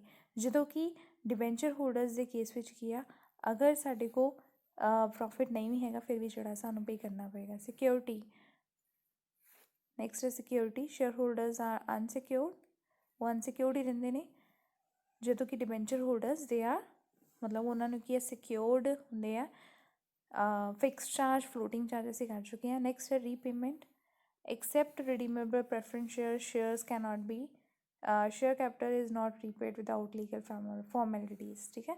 ਇੱਕ ਸਿਰਫ ਪ੍ਰੈਫਰੈਂਸ ਸ਼ੇਅਰਸ ਨੇ ਜਿਹੜੇ ਕਿ ਰਿਡੀਮੇਬਲ ਨੇ, ਉਹਨਾਂ ਤੋਂ ਇਲਾਵਾ ਹੋਰ ਕੋਈ ਵੀ ਜਿਹੜੇ ਸ਼ੇਅਰਸ ਨੇ ਉਹਨਾਂ ਨੂੰ ਅਸੀਂ ਰੀਪੇ ਨਹੀਂ ਕਰਦੇ, ਉਹ ਰਿਡੀਮੇਬਲ ਨਹੀਂ ਹੁੰਦੇ। Debentures are repayable in accordance with the terms of issue. Debentures ਨੂੰ ਅਸੀਂ ਰੀਪੇਬਲ ਕਰ ਦਿੰਦੇ ਹਾਂ। ਨੈਕਸਟ ਹੈ right to attend the meeting. Right to attend the meeting ਮਤਲਬ ਕਿਹਨਾਂ ਨੇ ਮੀਟਿੰਗ ਜਿਹੜੀ ਅਟੈਂਡ ਕਰਨੀ ਆ। ਸ਼ੇਅਰ ਹੋਲਡਰਸ ਕੋ ਵੋਟਿੰਗ ਰਾਈਟ ਹੁੰਦਾ ਵਾ, so they are authorised to attend the general meeting. Debentures holders ਕੋ ਇੱਦਾਂ ਦਾ ਕੋਈ ਰਾਈਟ ਨਹੀਂ ਹੁੰਦਾ to attend the general meeting. Next ਹੈ restriction on the issue. Shares cannot B issued at discount accept the sweat equity shares. ਠੀਕ ਹੈ। Shares ਨੂੰ ਅਸੀਂ ਐਟ ਪਾਰ, ਐਟ ਪ੍ਰੀਮੀਅਮ 'ਤੇ ਜਿਹੜਾ ਵਾ ਇਸ਼ੂ ਕਰ ਸਕਦੇ ਹਾਂ, ਬਟ ਡਿਸਕਾਊਂਟ 'ਤੇ ਅਸੀਂ ਇਸ਼ੂ ਨਹੀਂ ਕਰ ਸਕਦੇ ਐਕਸੈਪਟ ਦ ਸਵੈਟ ਇਕੁਇਟੀ ਸ਼ੇਅਰਸ। ਨੈਕਸਟ ਹੈ ਡਿਬੈਂਚਰਸ ਨੂੰ ਜਿਹੜਾ ਵਾ, ਡਿਬੈਂਚਰਸ 'ਤੇ ਕਿਸੇ ਤਰ੍ਹਾਂ ਦੀ ਰਿਸਟ੍ਰਿਕਸ਼ਨ ਨਹੀਂ ਹੈ, debentures can be issued at discount. Next ਹੈ ਪ੍ਰਾਇਓਰਿਟੀ ਆਫ ਰਿਫੰਡ। ਠੀਕ ਹੈ। ਰਿਫੰਡ ਕਿਹਨੂੰ ਪਹਿਲਾਂ ਮਿਲੇਗਾ, ਡਿਬੈਂਚਰ ਹੋਲਡਰਸ ਨੂੰ, ਠੀਕ ਹੈ। ਸਾਰਿਆਂ ਦੇ ਕਲੇਮ ਸੈਟਿਸਫਾਈਡ ਹੋ ਜਾਣਗੇ, ਸਾਰਿਆਂ ਨੂੰ ਪੇਮੈਂਟ ਹੋ ਜਾਏਗੀ। ਲਾਸਟ 'ਤੇ ਜੋ ਬਚੇਗਾ, ਅਗਰ ਬਚੇਗਾ ਤਾਂ ਜਿਹੜੀ ਪੇਮੈਂਟ ਆ ਉਹ ਡਿਬੈਂਚਰਸ ਸੋਰੀ ਸ਼ੇਅਰ ਹੋਲਡਰਸ ਨੂੰ ਕੀਤੀ ਜਾਏਗੀ। ਨੈਕਸਟ ਹੈ ਕੰਟਰੋਲ ਔਨ ਦ ਐਡਮਿਨਿਸਟ੍ਰੇਸ਼ਨ। ਕਿਹਦਾ ਕੰਟਰੋਲ ਹੋਵੇਗਾ? ਸ਼ੇਅਰ ਹੋਲਡਰਸ ਦਾ ਹੋਵੇਗਾ, because they are termed as the owners of the company, so they have the more control on the administration part of the company rather than the debentures holder, because they are the outsiders, they are termed as creditors. No doubt they are getting the fixed charge and they are secured, but they are not termed as the owners, or they are not having any control over the administration of the company. Next step, forfeiture. Shares can be forfeited for non-payment of calls. Shares ਨੂੰ ਅਸੀਂ ਫੋਰਫਿਟ ਕਰ ਸਕਦੇ ਹਾਂ, ਅਸੀਂ ਪਹਿਲਾਂ ਹੀ point ਕਰ ਚੁੱਕੇ ਹਾਂ ਫੋਰਫੀਚਰ ਵਾਲਾ। ਸ਼ੇਅਰਸ ਅਗਰ ਸ਼ੇਅਰਸ ਦੀ ਕੋਈ ਵੀ ਅਮਾਊਂਟ ਜਿਹੜੀ ਨੋਨ ਪੇਡ ਰਹਿ ਜਾਂਦੀ, ਅਨਪੇਡ ਰਹਿ ਜਾਂਦੀ ਆ, ਸ਼ੇਅਰਸ ਨੂੰ ਅਸੀਂ ਫੋਰਫਿਟ ਕਰ ਲੈਂਦੇ ਹਾਂ। ਜਦੋਂ ਕਿ ਡਿਬੈਂਚਰ ਹੋਲਡਰਸ ਦੇ ਕੇਸ ਵਿੱਚ ਕੀ, as per section 122 debentures cannot be forfeited for non payment of calls. ਇਸ ਤਰ੍ਹਾਂ ਦਾ ਫੋਰਫੀਚਰ ਦਾ ਪੁਆਇੰਟ ਜਿਹੜਾ ਡਿਬੈਂਚਰਸ ਦੇ ਕੇਸ ਵਿੱਚ ਨਹੀਂ ਹੈ। ਨੈਕਸਟ ਲਿਕੁਇਡੇਸ਼ਨ ਦੇ ਕੇਸ ਵਿੱਚ ਜਿਹੜਾ ਵਾ ਸ਼ੇਅਰ ਹੋਲਡਰਸ, ਜਦੋਂ ਕੰਪਨੀ ਵਾਈਂਡ ਅਪ ਹੋ ਜਾਂਦੀ ਹੈ, ਲਿਕੁਇਡੇਸ਼ਨ ਹੋ ਜਾਂਦੀ ਆ, ਸਭ ਤੋਂ ਪਹਿਲਾਂ ਜਿਹੜੀ ਪੇਮੈਂਟ ਆ ਉਹ ਅਨਸਿਕਿਉਰਡ ਕ੍ਰੈਡੀਟਰਸ, ਡਿਬੈਂਚਰਸ, ਉਹਨਾਂ ਨੂੰ ਪੇਮੈਂਟ ਕੀਤੀ ਜਾਂਦੀ ਆ। ਜਿਹੜੇ ਸ਼ੇਅਰ ਹੋਲਡਰਸ ਨੇ they get the payment at the last. Clear? So ਇਹ ਸੀ ਡਿਫਰੈਂਸ ਸਾਡਾ ਸ਼ੇਅਰ ਹੋਲਡਰਸ ਅਤੇ ਡਿਬੈਂਚਰ ਹੋਲਡਰਸ ਦੇ ਵਿੱਚ। ਸੋ ਨੈਕਸਟ ਹੈ ਬੱਚੇ, ਨੈਕਸਟ ਟੋਪਿਕ ਜਿਹੜਾ ਹੈ ਸਾਡਾ ਉਹ ਹੈ kinds of debentures, very important topic. So ਅਸੀਂ ਦੇਖਾਂਗੇ ਕਿ ਡਿਬੈਂਚਰਸ ਜਿਹੜੇ ਆ ਕਿਸ ਤਰ੍ਹਾਂ ਦੇ ਜਿਹੜੇ ਆ ਹੁੰਦੇ ਆ। ਸਭ ਤੋਂ ਪਹਿਲਾਂ ਹੈ record point of view, next security point of view, convertibility point of view, performance ਦੇ ਪੁਆਇੰਟ ਆਫ ਵਿਊ ਤੋਂ ਪ੍ਰਾਇਓਰਿਟੀ ਪੁਆਇੰਟ ਆਫ ਵਿਊ। ਸਭ ਤੋਂ ਪਹਿਲਾਂ ਰਿਕਾਰਡ ਦੇ ਪੁਆਇੰਟ ਆਫ ਵਿਊ ਤੋਂ ਅਸੀਂ ਦੇਖਦੇ ਹਾਂ। ਸਭ ਤੋਂ ਪਹਿਲਾਂ ਹੈ ਰਜਿਸਟਰਡ ਡਿਬੈਂਚਰਸ ਅਤੇ ਬੇਅਰਰ ਡਿਬੈਂਚਰਸ। ਰਜਿਸਟਰਡ ਡਿਬੈਂਚਰਸ ਦਾ ਮਤਲਬ ਹੁੰਦਾ ਵਾ ਕਿ ਜਦੋਂ ਕੰਪਨੀ ਦੇ ਜਿਹੜੇ ਆ ਉਹ ਡਿਬੈਂਚਰਸ ਜਿਹੜੇ ਇਸ਼ੂ ਕੀਤੇ, ਠੀਕ ਹੈ, ਅਤੇ ਕੰਪਨੀ ਨੇ ਆਪਣੇ ਰਜਿਸਟਰ ਦੇ ਰਿਕਾਰਡ ਵਿੱਚ ਇਹ ਲਿਖਿਆ ਕਿ ਇਹ ਡਿਬੈਂਚਰਸ ਜਿਹੜੇ ਆ ਮੈਂ ਉਹ ਕੋਈ XYZ ਪਰਸਨ ਹੈਗਾ ਸੀ, ਠੀਕ ਹੈ, ਉਹਨੂੰ ਜਿਹੜਾ ਵਾ ਉਹ ਇਸ਼ੂ ਕੀਤੇ ਨੇ। ਇਹਦਾ ਮਤਲਬ ਕਿ XYZ ਪਰਸਨ ਦੇ ਨੇਮ 'ਤੇ ਉਹ ਜਿਹੜੇ ਡਿਬੈਂਚਰਸ ਨੇ ਉਹ ਕੀ ਆ, ਰਜਿਸਟਰਡ ਹੋ ਗਏ ਨੇ, ਉਹਦੇ ਨਾਮ 'ਤੇ ਹੀ। ਇਹਦਾ ਮਤਲਬ ਕੰਪਨੀ ਜਦੋਂ ਵੀ ਇੰਟਰਸਟ ਪੇ ਕਰੇਗੀ, ਉਹ ਇੰਟਰਸਟ ਕਿਹਦੇ ਅਕਾਊਂਟ 'ਚ ਕ੍ਰੈਡਿਟ ਹੋਏਗਾ? XYZ ਲਿਮਿਟਿਡ ਦੇ ਅਕਾਊਂਟ ਵਿੱਚ। ਹੁਣ ਸਪੋਜ਼ ਅਗਰ XYZ ਨੇ PQR ਕੋਈ ਪਰਸਨ ਹੈ, ਠੀਕ ਹੈ, ਉਹਨੂੰ ਜਿਹੜੇ ਡਿਬੈਂਚਰਸ ਨੇ ਉਹ ਟ੍ਰਾਂਸਫਰ ਕਰਨੇ ਨੇ, ਫਿਰ ਉਹਨਾਂ ਨੂੰ ਕੀ ਆ, ਪ੍ਰੋਪਰ ਜਿਹੜਾ ਵਾ ਉਹ ਪ੍ਰੋਸੈਸ ਜਿਹੜਾ ਫੋਲੋ ਕਰਨਾ ਪਏਗਾ।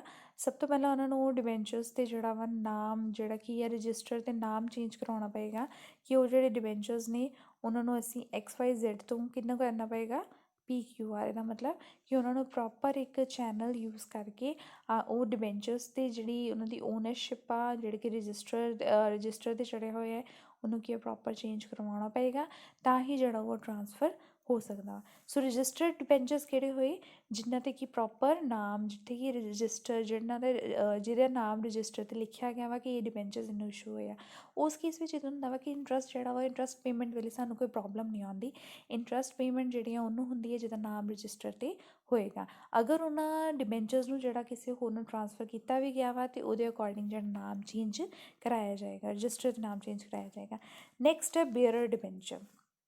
ਅਸੀਂ ਕਹਿ ਸਕਦੇ ਹਾਂ ਕਿ ਰਜਿਸਟਰਡ ਡਿਬੈਂਚਰਸ ਜਿਹੜੇ ਆ ਈਜ਼ੀਲੀ ਟ੍ਰਾਂਸਫਰੇਬਲ ਨਹੀਂ ਆ, ਕਿਉਂਕਿ ਅਗਰ ਕਿਸੇ ਪਰਸਨ ਕਦੋਂ ਤੱਕ ਫੁਲੀ ਟ੍ਰਾਂਸਫਰੇਬਲ ਨਹੀਂ ਆ, ਜਦੋਂ ਤੱਕ ਉਹਦਾ ਨਾਮ ਜਿਹੜਾ ਵਾ ਉਹ ਚੇਂਜ ਨਹੀਂ ਹੁੰਦਾ, ਉਹਦੇ ਓਨਰ ਦਾ ਨਾਮ ਚੇਂਜ ਨਹੀਂ ਹੁੰਦਾ।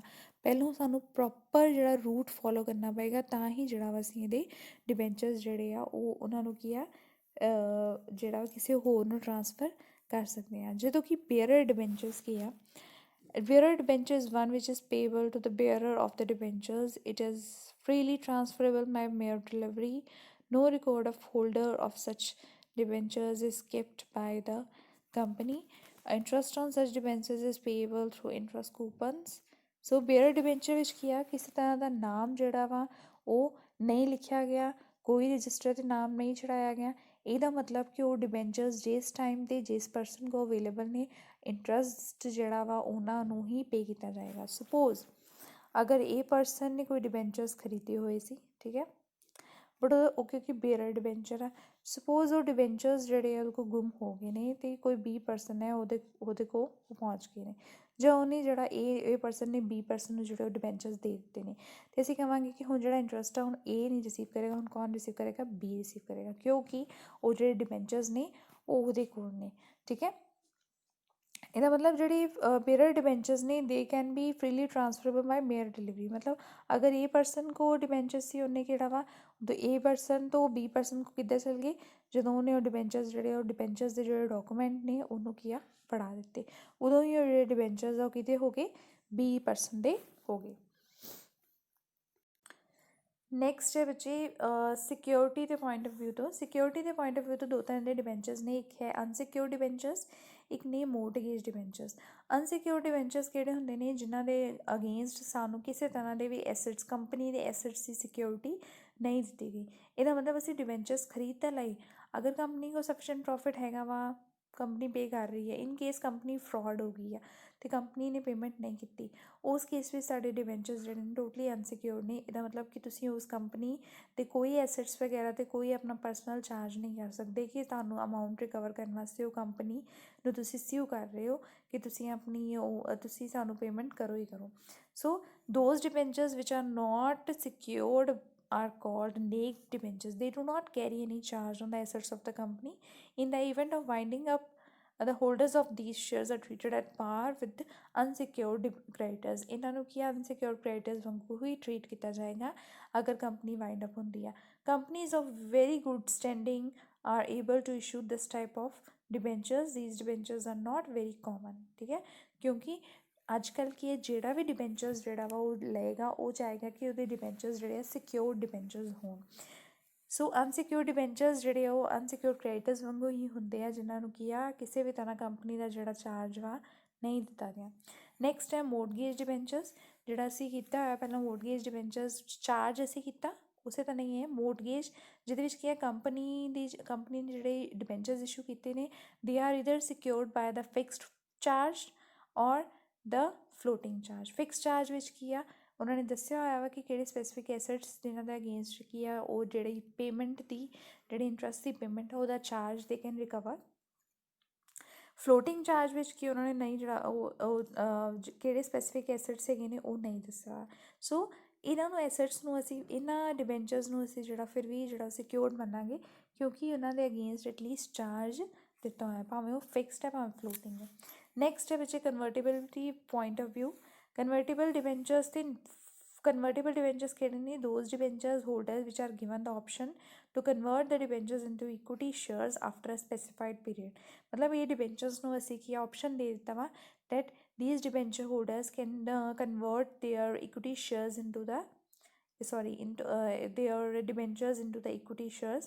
conversion take place as per the terms of issue। so conversion ਜਿਹੜੀ ਆ ਉਹ ਐਜ਼ ਪਰ ਜੋ ਵੀ ਇਹਨਾਂ ਦੇ ਟਰਮਸ ਹੈ ਉਹਦੇ ਅਕੋਰਡਿੰਗ ਕੀਤੀ ਜਾਏਗੀ।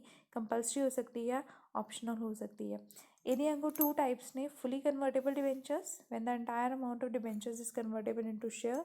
ਜਦੋਂ ਸਾਰੇ ਦਾ ਸਾਰਾ ਅਮਾਊਂਟ ਜਿੰਨਾ ਵੀ ਹੋਏਗਾ ਜਿਹੜਾ ਕਿ ਅਸੀਂ ਫੁੱਲੀ ਕਨਵਰਟੇਬਲ ਸ਼ੇਅਰਸ ਨੇ ਉਹਨਾਂ ਨੂੰ ਜਦੋਂ ਅਸੀਂ ਆਪਸ਼ਨ ਦੇ ਦਿੰਦੇ ਹਾਂ to convert of conversion into the equity share after a specified period of time, ਉਹਨੂੰ ਅਸੀਂ ਕਹਿੰਦੇ ਹਾਂ full convertible debentures।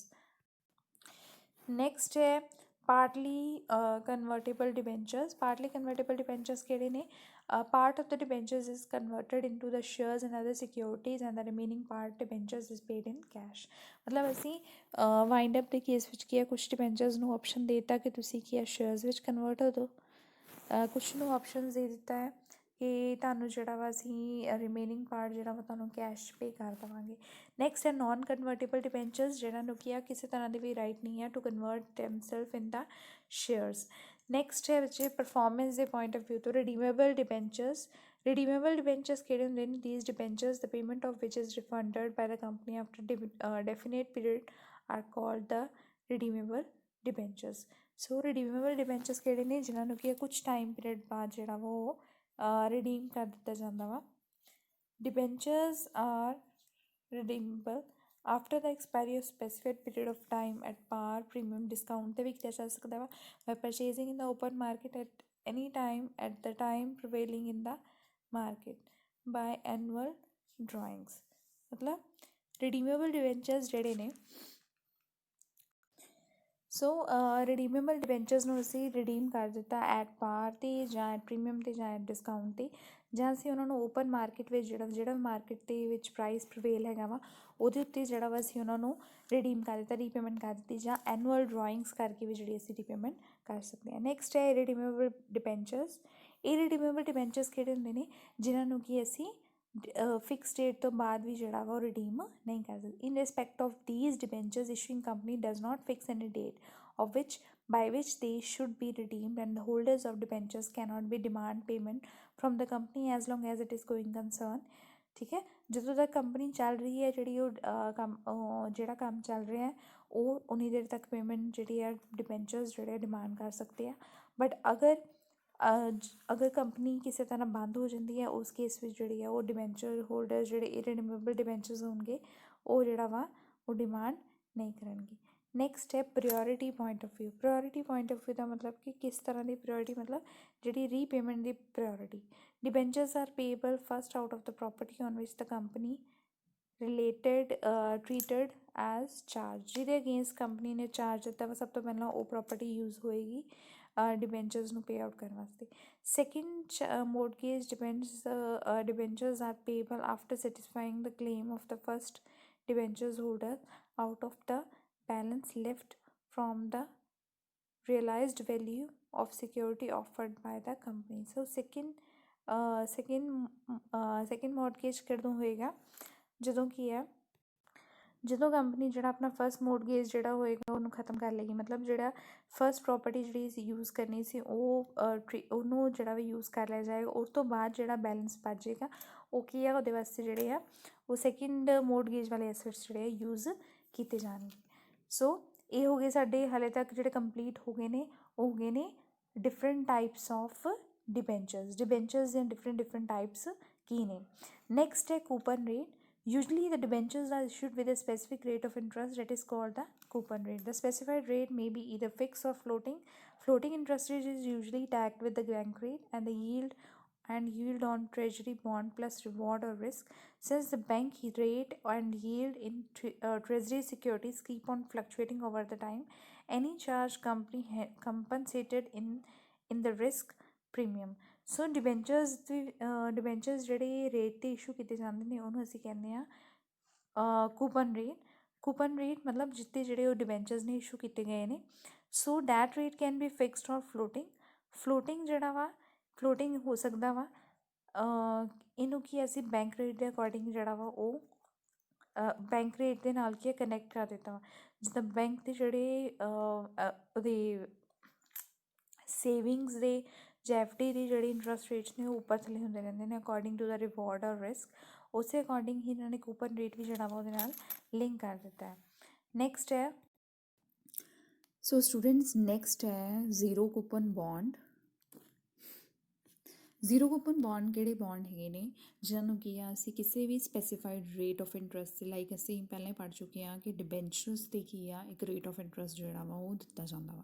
But zero coupon bond ਜਦੋਂ ਇਸ਼ੂ ਕੀਤੇ ਜਾਂਦੇ ਆ ਇਹ ਜਿਹੜੇ ਡਿਬੈਂਚਰ ਹੋਲਡਰਸ ਨੇ ਇਹਨਾਂ ਨੂੰ ਕੋਈ ਵੀ ਸਪੈਸੀਫਾਈਡ ਰੇਟ ਆਫ ਇੰਟਰਸਟ ਜਿਹੜਾ ਵਾ ਪੀਰੀਓਡਿਕ ਪੇਮੈਂਟ ਜਿਹੜੀ ਹੈ ਨਹੀਂ ਕੀਤੀ ਜਾਂਦੀ ਫਿਕਸਡ ਪੇਮੈਂਟ। ਸੋ ਅਗਰ ਇਹ ਰੇਟ ਆਫ ਇੰਟਰਸਟ ਹੀ ਨਹੀਂ ਦਿੱਤਾ ਜਾਏਗਾ ਇਹਦਾ ਮਤਲਬ ਕਿ ਉਹ ਤੋਂ ਇਲਾਵਾ ਕੀ ਦਿੱਤਾ ਜਾਏਗਾ। ਇਹ ਤੋਂ ਇਲਾਵਾ ਇਹਨਾਂ ਨੂੰ ਕੀ ਆ ਇਹਨਾਂ ਨੂੰ ਕੰਪਨਸੇਟ ਕਰਨ ਵਾਸਤੇ ਅਸੀਂ ਕੀ ਆ ਇਹ ਜਿਹੜੇ ਬੌਂਡਸ ਹੁੰਦੇ ਇਹਨਾਂ ਨੂੰ ਅਸੀਂ ਡਿਸਕਾਊਂਟ 'ਤੇ ਇਸ਼ੂ ਕਰਦੇ ਹਾਂ। ਮਤਲਬ ਅਗਰ 100 ਰੁਪੀਜ਼ ਦਾ ਕੋਈ ਡਿਬੈਂਚਰ ਹੈ ਠੀਕ ਹੈ ਅਗਰ ਉਹਨੂੰ ਪਹਿਲੋਂ ਹੀ 80 ਰੁਪੀਜ਼ 'ਤੇ ਜਾਂ 70 ਰੁਪੀਜ਼ ਦੇ ਡਿਸਕਾਊਂਟ 'ਤੇ ਇਸ਼ੂ ਕੀਤਾ ਜਾ ਰਿਹਾ ਹੈ ਠੀਕ ਹੈ ਅਤੇ ਇਹਦਾ ਮਤਲਬ ਉਹਨੂੰ ਰੇਟ ਆਫ ਇੰਟਰਸਟ 'ਤੇ ਨਹੀਂ ਦਿੱਤਾ ਜਾ ਰਿਹਾ ਬਟ ਜਿਹੜਾ ਡਿਸਕਾਊਂਟ ਹੈ ਉਹਨੂੰ ਪਹਿਲੋਂ ਹੀ ਦੇ ਦਿੱਤਾ ਗਿਆ ਠੀਕ ਹੈ। ਜਿਹੜਾ ਡਿਫਰੈਂਸ ਹੁੰਦਾ ਵਾ ਫੇਸ ਵੈਲਿਊ ਅਤੇ ਇਸ਼ੂ ਪ੍ਰਾਈਸ ਵਿੱਚ ਲਾਈਕ ਅਗਰ 100 ਦਾ ਡਿਬੈਂਚਰ ਹੈ ਠੀਕ ਹੈ ਅਤੇ ਉਹਨੂੰ ਅਸੀਂ ਇਸ਼ੂ ਕੀਤਾ ਹੈ 80 ਰੁਪੀਜ਼ 'ਤੇ। ਅਗਰ 20 ਰੁਪੀਜ਼ ਹੈ it's just like a interest for that debenture holder. It's just like that ਕਿ ਅਗਰ ਇਹਨੂੰ ਅਗਰ 70 'ਤੇ ਵੀ ਕੀਤਾ ਇਹਦਾ ਮਤਲਬ 30 ਰੁਪੀਜ਼ ਜਿਹੜਾ ਵਾ ਠੀਕ ਹੈ ਨਾ। ਉਹੀ ਅਗਰ 100 ਰੁਪੀਜ਼ 'ਤੇ ਅਸੀਂ ਇਸ਼ੂ ਕਰਦੇ ਅਤੇ ਉਹਨੂੰ ਕੀ ਆ 10% ਦੇ ਹਿਸਾਬ ਦੇ ਨਾਲ ਕੀ ਆ ਅਗਰ ਅਸੀਂ ਉਹਨੂੰ ਸਾਲ ਦੀ ਇੰਟਰਸਟ ਪੇ ਕਰਨਾ ਵਾ ਫਿਰ ਵੀ ਉਹਦੀਆਂ ਅਰਨਿੰਗਸ ਜਿਹੜੀਆਂ ਵਾ ਕੁਛ ਹੱਦ ਤੱਕ ਜਿਹੜੀਆਂ ਵਾ ਸੇਮ ਹੀ ਹੋ ਜਾਣੀਆਂ ਸੀ। ਸੋ ਜਿਹੜਾ ਡਿਫਰੈਂਸ ਹੁੰਦਾ ਵਾ in between the face value and issue price is the total amount of interest related to the duration of the bond. ਹੁਣ ਇਹਦੀ ਕੈਲਕੂਲੇਸ਼ਨ ਜਿਹੜੀ ਹੁੰਦੀ ਆ ਉਹਦੇ ਵਾਸਤੇ ਇੱਕ ਪ੍ਰੋਪਰ ਫਾਰਮੂਲਾ ਹੁੰਦਾ ਵਾ ਜਿਹੜਾ ਕੀ ਆ ਇਹ ਬੱਚੇ ਉਹ ਫਾਰਮੂਲਾ ਹੈਗਾ ਜਿਹਦੇ ਵਿੱਚ ਕੀ ਆ ਬੁੱਕ ਵੈਲਿਊ ਬੌਂਡ ਦੀ ਵੈਲਿਊ ਜਿਹੜੀ ਆ ਉਹ ਅਸੀਂ ਕੱਢਦੇ ਹਾਂ value of the zero coupon bond, ਜਿਹਦੇ ਵਿੱਚ ਕਿ ਮੈਚਿਓਰਿਟੀ ਵੈਲਿਊ ਉਹਦੀ ਕਿੰਨੀ ਹੋਏਗੀ, ਲਾਈਫ ਉਹਦੀ ਕਿੰਨੀ ਹੋਏਗੀ, plus required rate of return ਜਿਹੜਾ ਕਿੰਨਾ ਹੋਏਗਾ। ਇਹ ਫਾਰਮੂਲੇ ਦੇ ਨਾਲ ਜਿਹੜਾ ਵਾ ਅਸੀਂ ਜ਼ੀਰੋ ਕੂਪਨ ਬੌਂਡ ਦੀ ਜਿਹੜੀ ਆ ਉਹ ਕਿੰਨਾ ਉਹਨਾਂ ਨੂੰ ਦੇਣਾ, ਅਸੀਂ ਡਿਸਕਾਊਂਟ ਦੇਣਾ ਵਾ ਉਹ ਅਸੀਂ ਕੱਢ ਲੈਂਦੇ ਹਾਂ। ਨੈਕਸਟ ਹੈ debenture trust deed. Debenture trust deed is a document created by the company whereby the trustees are appointed to protect the interest of debenture holders before they are offered for the public subscription. So debenture trust deed ਜਿੱਦਾਂ ਕਿ like ਨਾਮ ਹੀ ਦੱਸਦਾ ਪਿਆ ਵਾ ਇੱਕ ਇਹੋ ਜਿਹੀ deed ਹੋਏਗੀ ਜਿਹਦੇ ਵਿੱਚ ਕੀ ਆ ਇੱਕ ਸਾਰੀ ਜਿਹੜੀਆਂ ਵਾ ਉਹ ਪੁਆਇੰਟਸ ਲਿਖੇ ਜਾਣਗੇ ਕਿ ਡਿਬੈਂਚਰਸ ਨੂੰ ਕਿਸੇ ਵੀ ਤਰੀਕੇ ਦੇ ਨਾਲ ਕੰਪਨੀ ਜਿਹੜਾ ਵਾ ਉਹ ਕੰਪਨੀ ਐਕਸਪਲੋਇਟ ਨਾ ਕਰ ਪਾਏ। ਠੀਕ ਹੈ, ਉਹਨਾਂ ਨੂੰ ਉਹਨਾਂ ਦਾ ਬੈਨੀਫਿਟ ਜਿਹੜਾ ਵਾ ਪ੍ਰੋਪਰ ਤਰੀਕੇ ਨਾਲ ਦਿੱਤਾ ਜਾਏ। ਠੀਕ ਹੈ, ਉਹ ਸਾਰਾ ਵਾ ਉਸ ਡੀਡ ਵਿੱਚ ਲਿਖਿਆ ਹੋਏਗਾ। ਸੋ ਇਹ ਜਿਹੜੇ ਟਰਸਟੀਜ਼ ਹੁੰਦੇ ਆ ਉਹਨਾਂ ਦਾ ਮੇਨ ਕੰਮ ਹੀ ਇਹ ਹੁੰਦਾ ਵਾ ਕਿ ਉਹਨਾਂ ਨੇ ਕੀ ਆ ਪ੍ਰੋਟੈਕਟ ਕਰਨਾ ਵਾ ਕਿਹਦਾ ਇੰਟਰਸਟ, ਡਿਬੈਂਚਰ ਹੋਲਡਰਸ ਦਾ ਇੰਟਰਸਟ। ਸੋ ਇਹ ਹੋ ਗਿਆ ਡਿਬੈਂਚਰ ਟਰਸਟ ਡੀਡ। ਨੈਕਸਟ ਹੈ what is debenture stock. Like ਅਸੀਂ ਸ਼ੇਅਰਸ ਦੇ ਕੇਸ ਵਿੱਚ ਵੀ ਸਟਾਕ ਜਿਹੜਾ ਵਾ ਕੀਤਾ ਵਾ। ਠੀਕ ਹੈ, ਸਟਾਕ ਅਸੀਂ ਕਹਿਤਾ ਸ਼ੇਅਰਸ ਦੇ ਆ ਕੰਬੀਨੇਸ਼ਨ ਨੂੰ, ਮਤਲਬ ਜਦੋਂ ਅਸੀਂ ਕਾਫੀ ਸਾਰੇ ਸ਼ੇਅਰਸ ਜਿਹੜੇ ਆ ਉਹ ਕੰਬਾਈਨ ਕਰ ਲੈਂਦੇ ਉਹਨੂੰ ਅਸੀਂ ਸਟਾਕ ਕਹਿੰਦੇ ਹਾਂ। ਸੋ ਡਿਬੈਂਚਰ ਸਟਾਕ ਵਿੱਚ ਵੀ ਇੱਦਾਂ ਹੀ ਹੋਇਆ, ਜਦੋਂ ਅਸੀਂ ਇੰਡੀਵਿਜੂਅਲ ਡਿਬੈਂਚਰਸ ਜਿਹੜੇ ਇਸ਼ੂ ਕਰਦੇ ਉਹਨਾਂ ਨੂੰ ਅਸੀਂ ਡਿਬੈਂਚਰਸ ਕਹਿ ਦਿੰਦੇ ਹਾਂ, ਜਦੋਂ ਉਹਨਾਂ ਨੂੰ ਅਸੀਂ ਕੰਬਾਈਨਲੀ ਠੀਕ ਹੈ ਇਸ਼ੂ ਕਰਦੇ ਹਾਂ ਉਹਨੂੰ ਅਸੀਂ ਡਿਬੈਂਚਰ ਸਟਾਕ ਕਹਿ ਦਿੰਦੇ ਹਾਂ। So a company instead of issuing the individual debentures evidencing the separate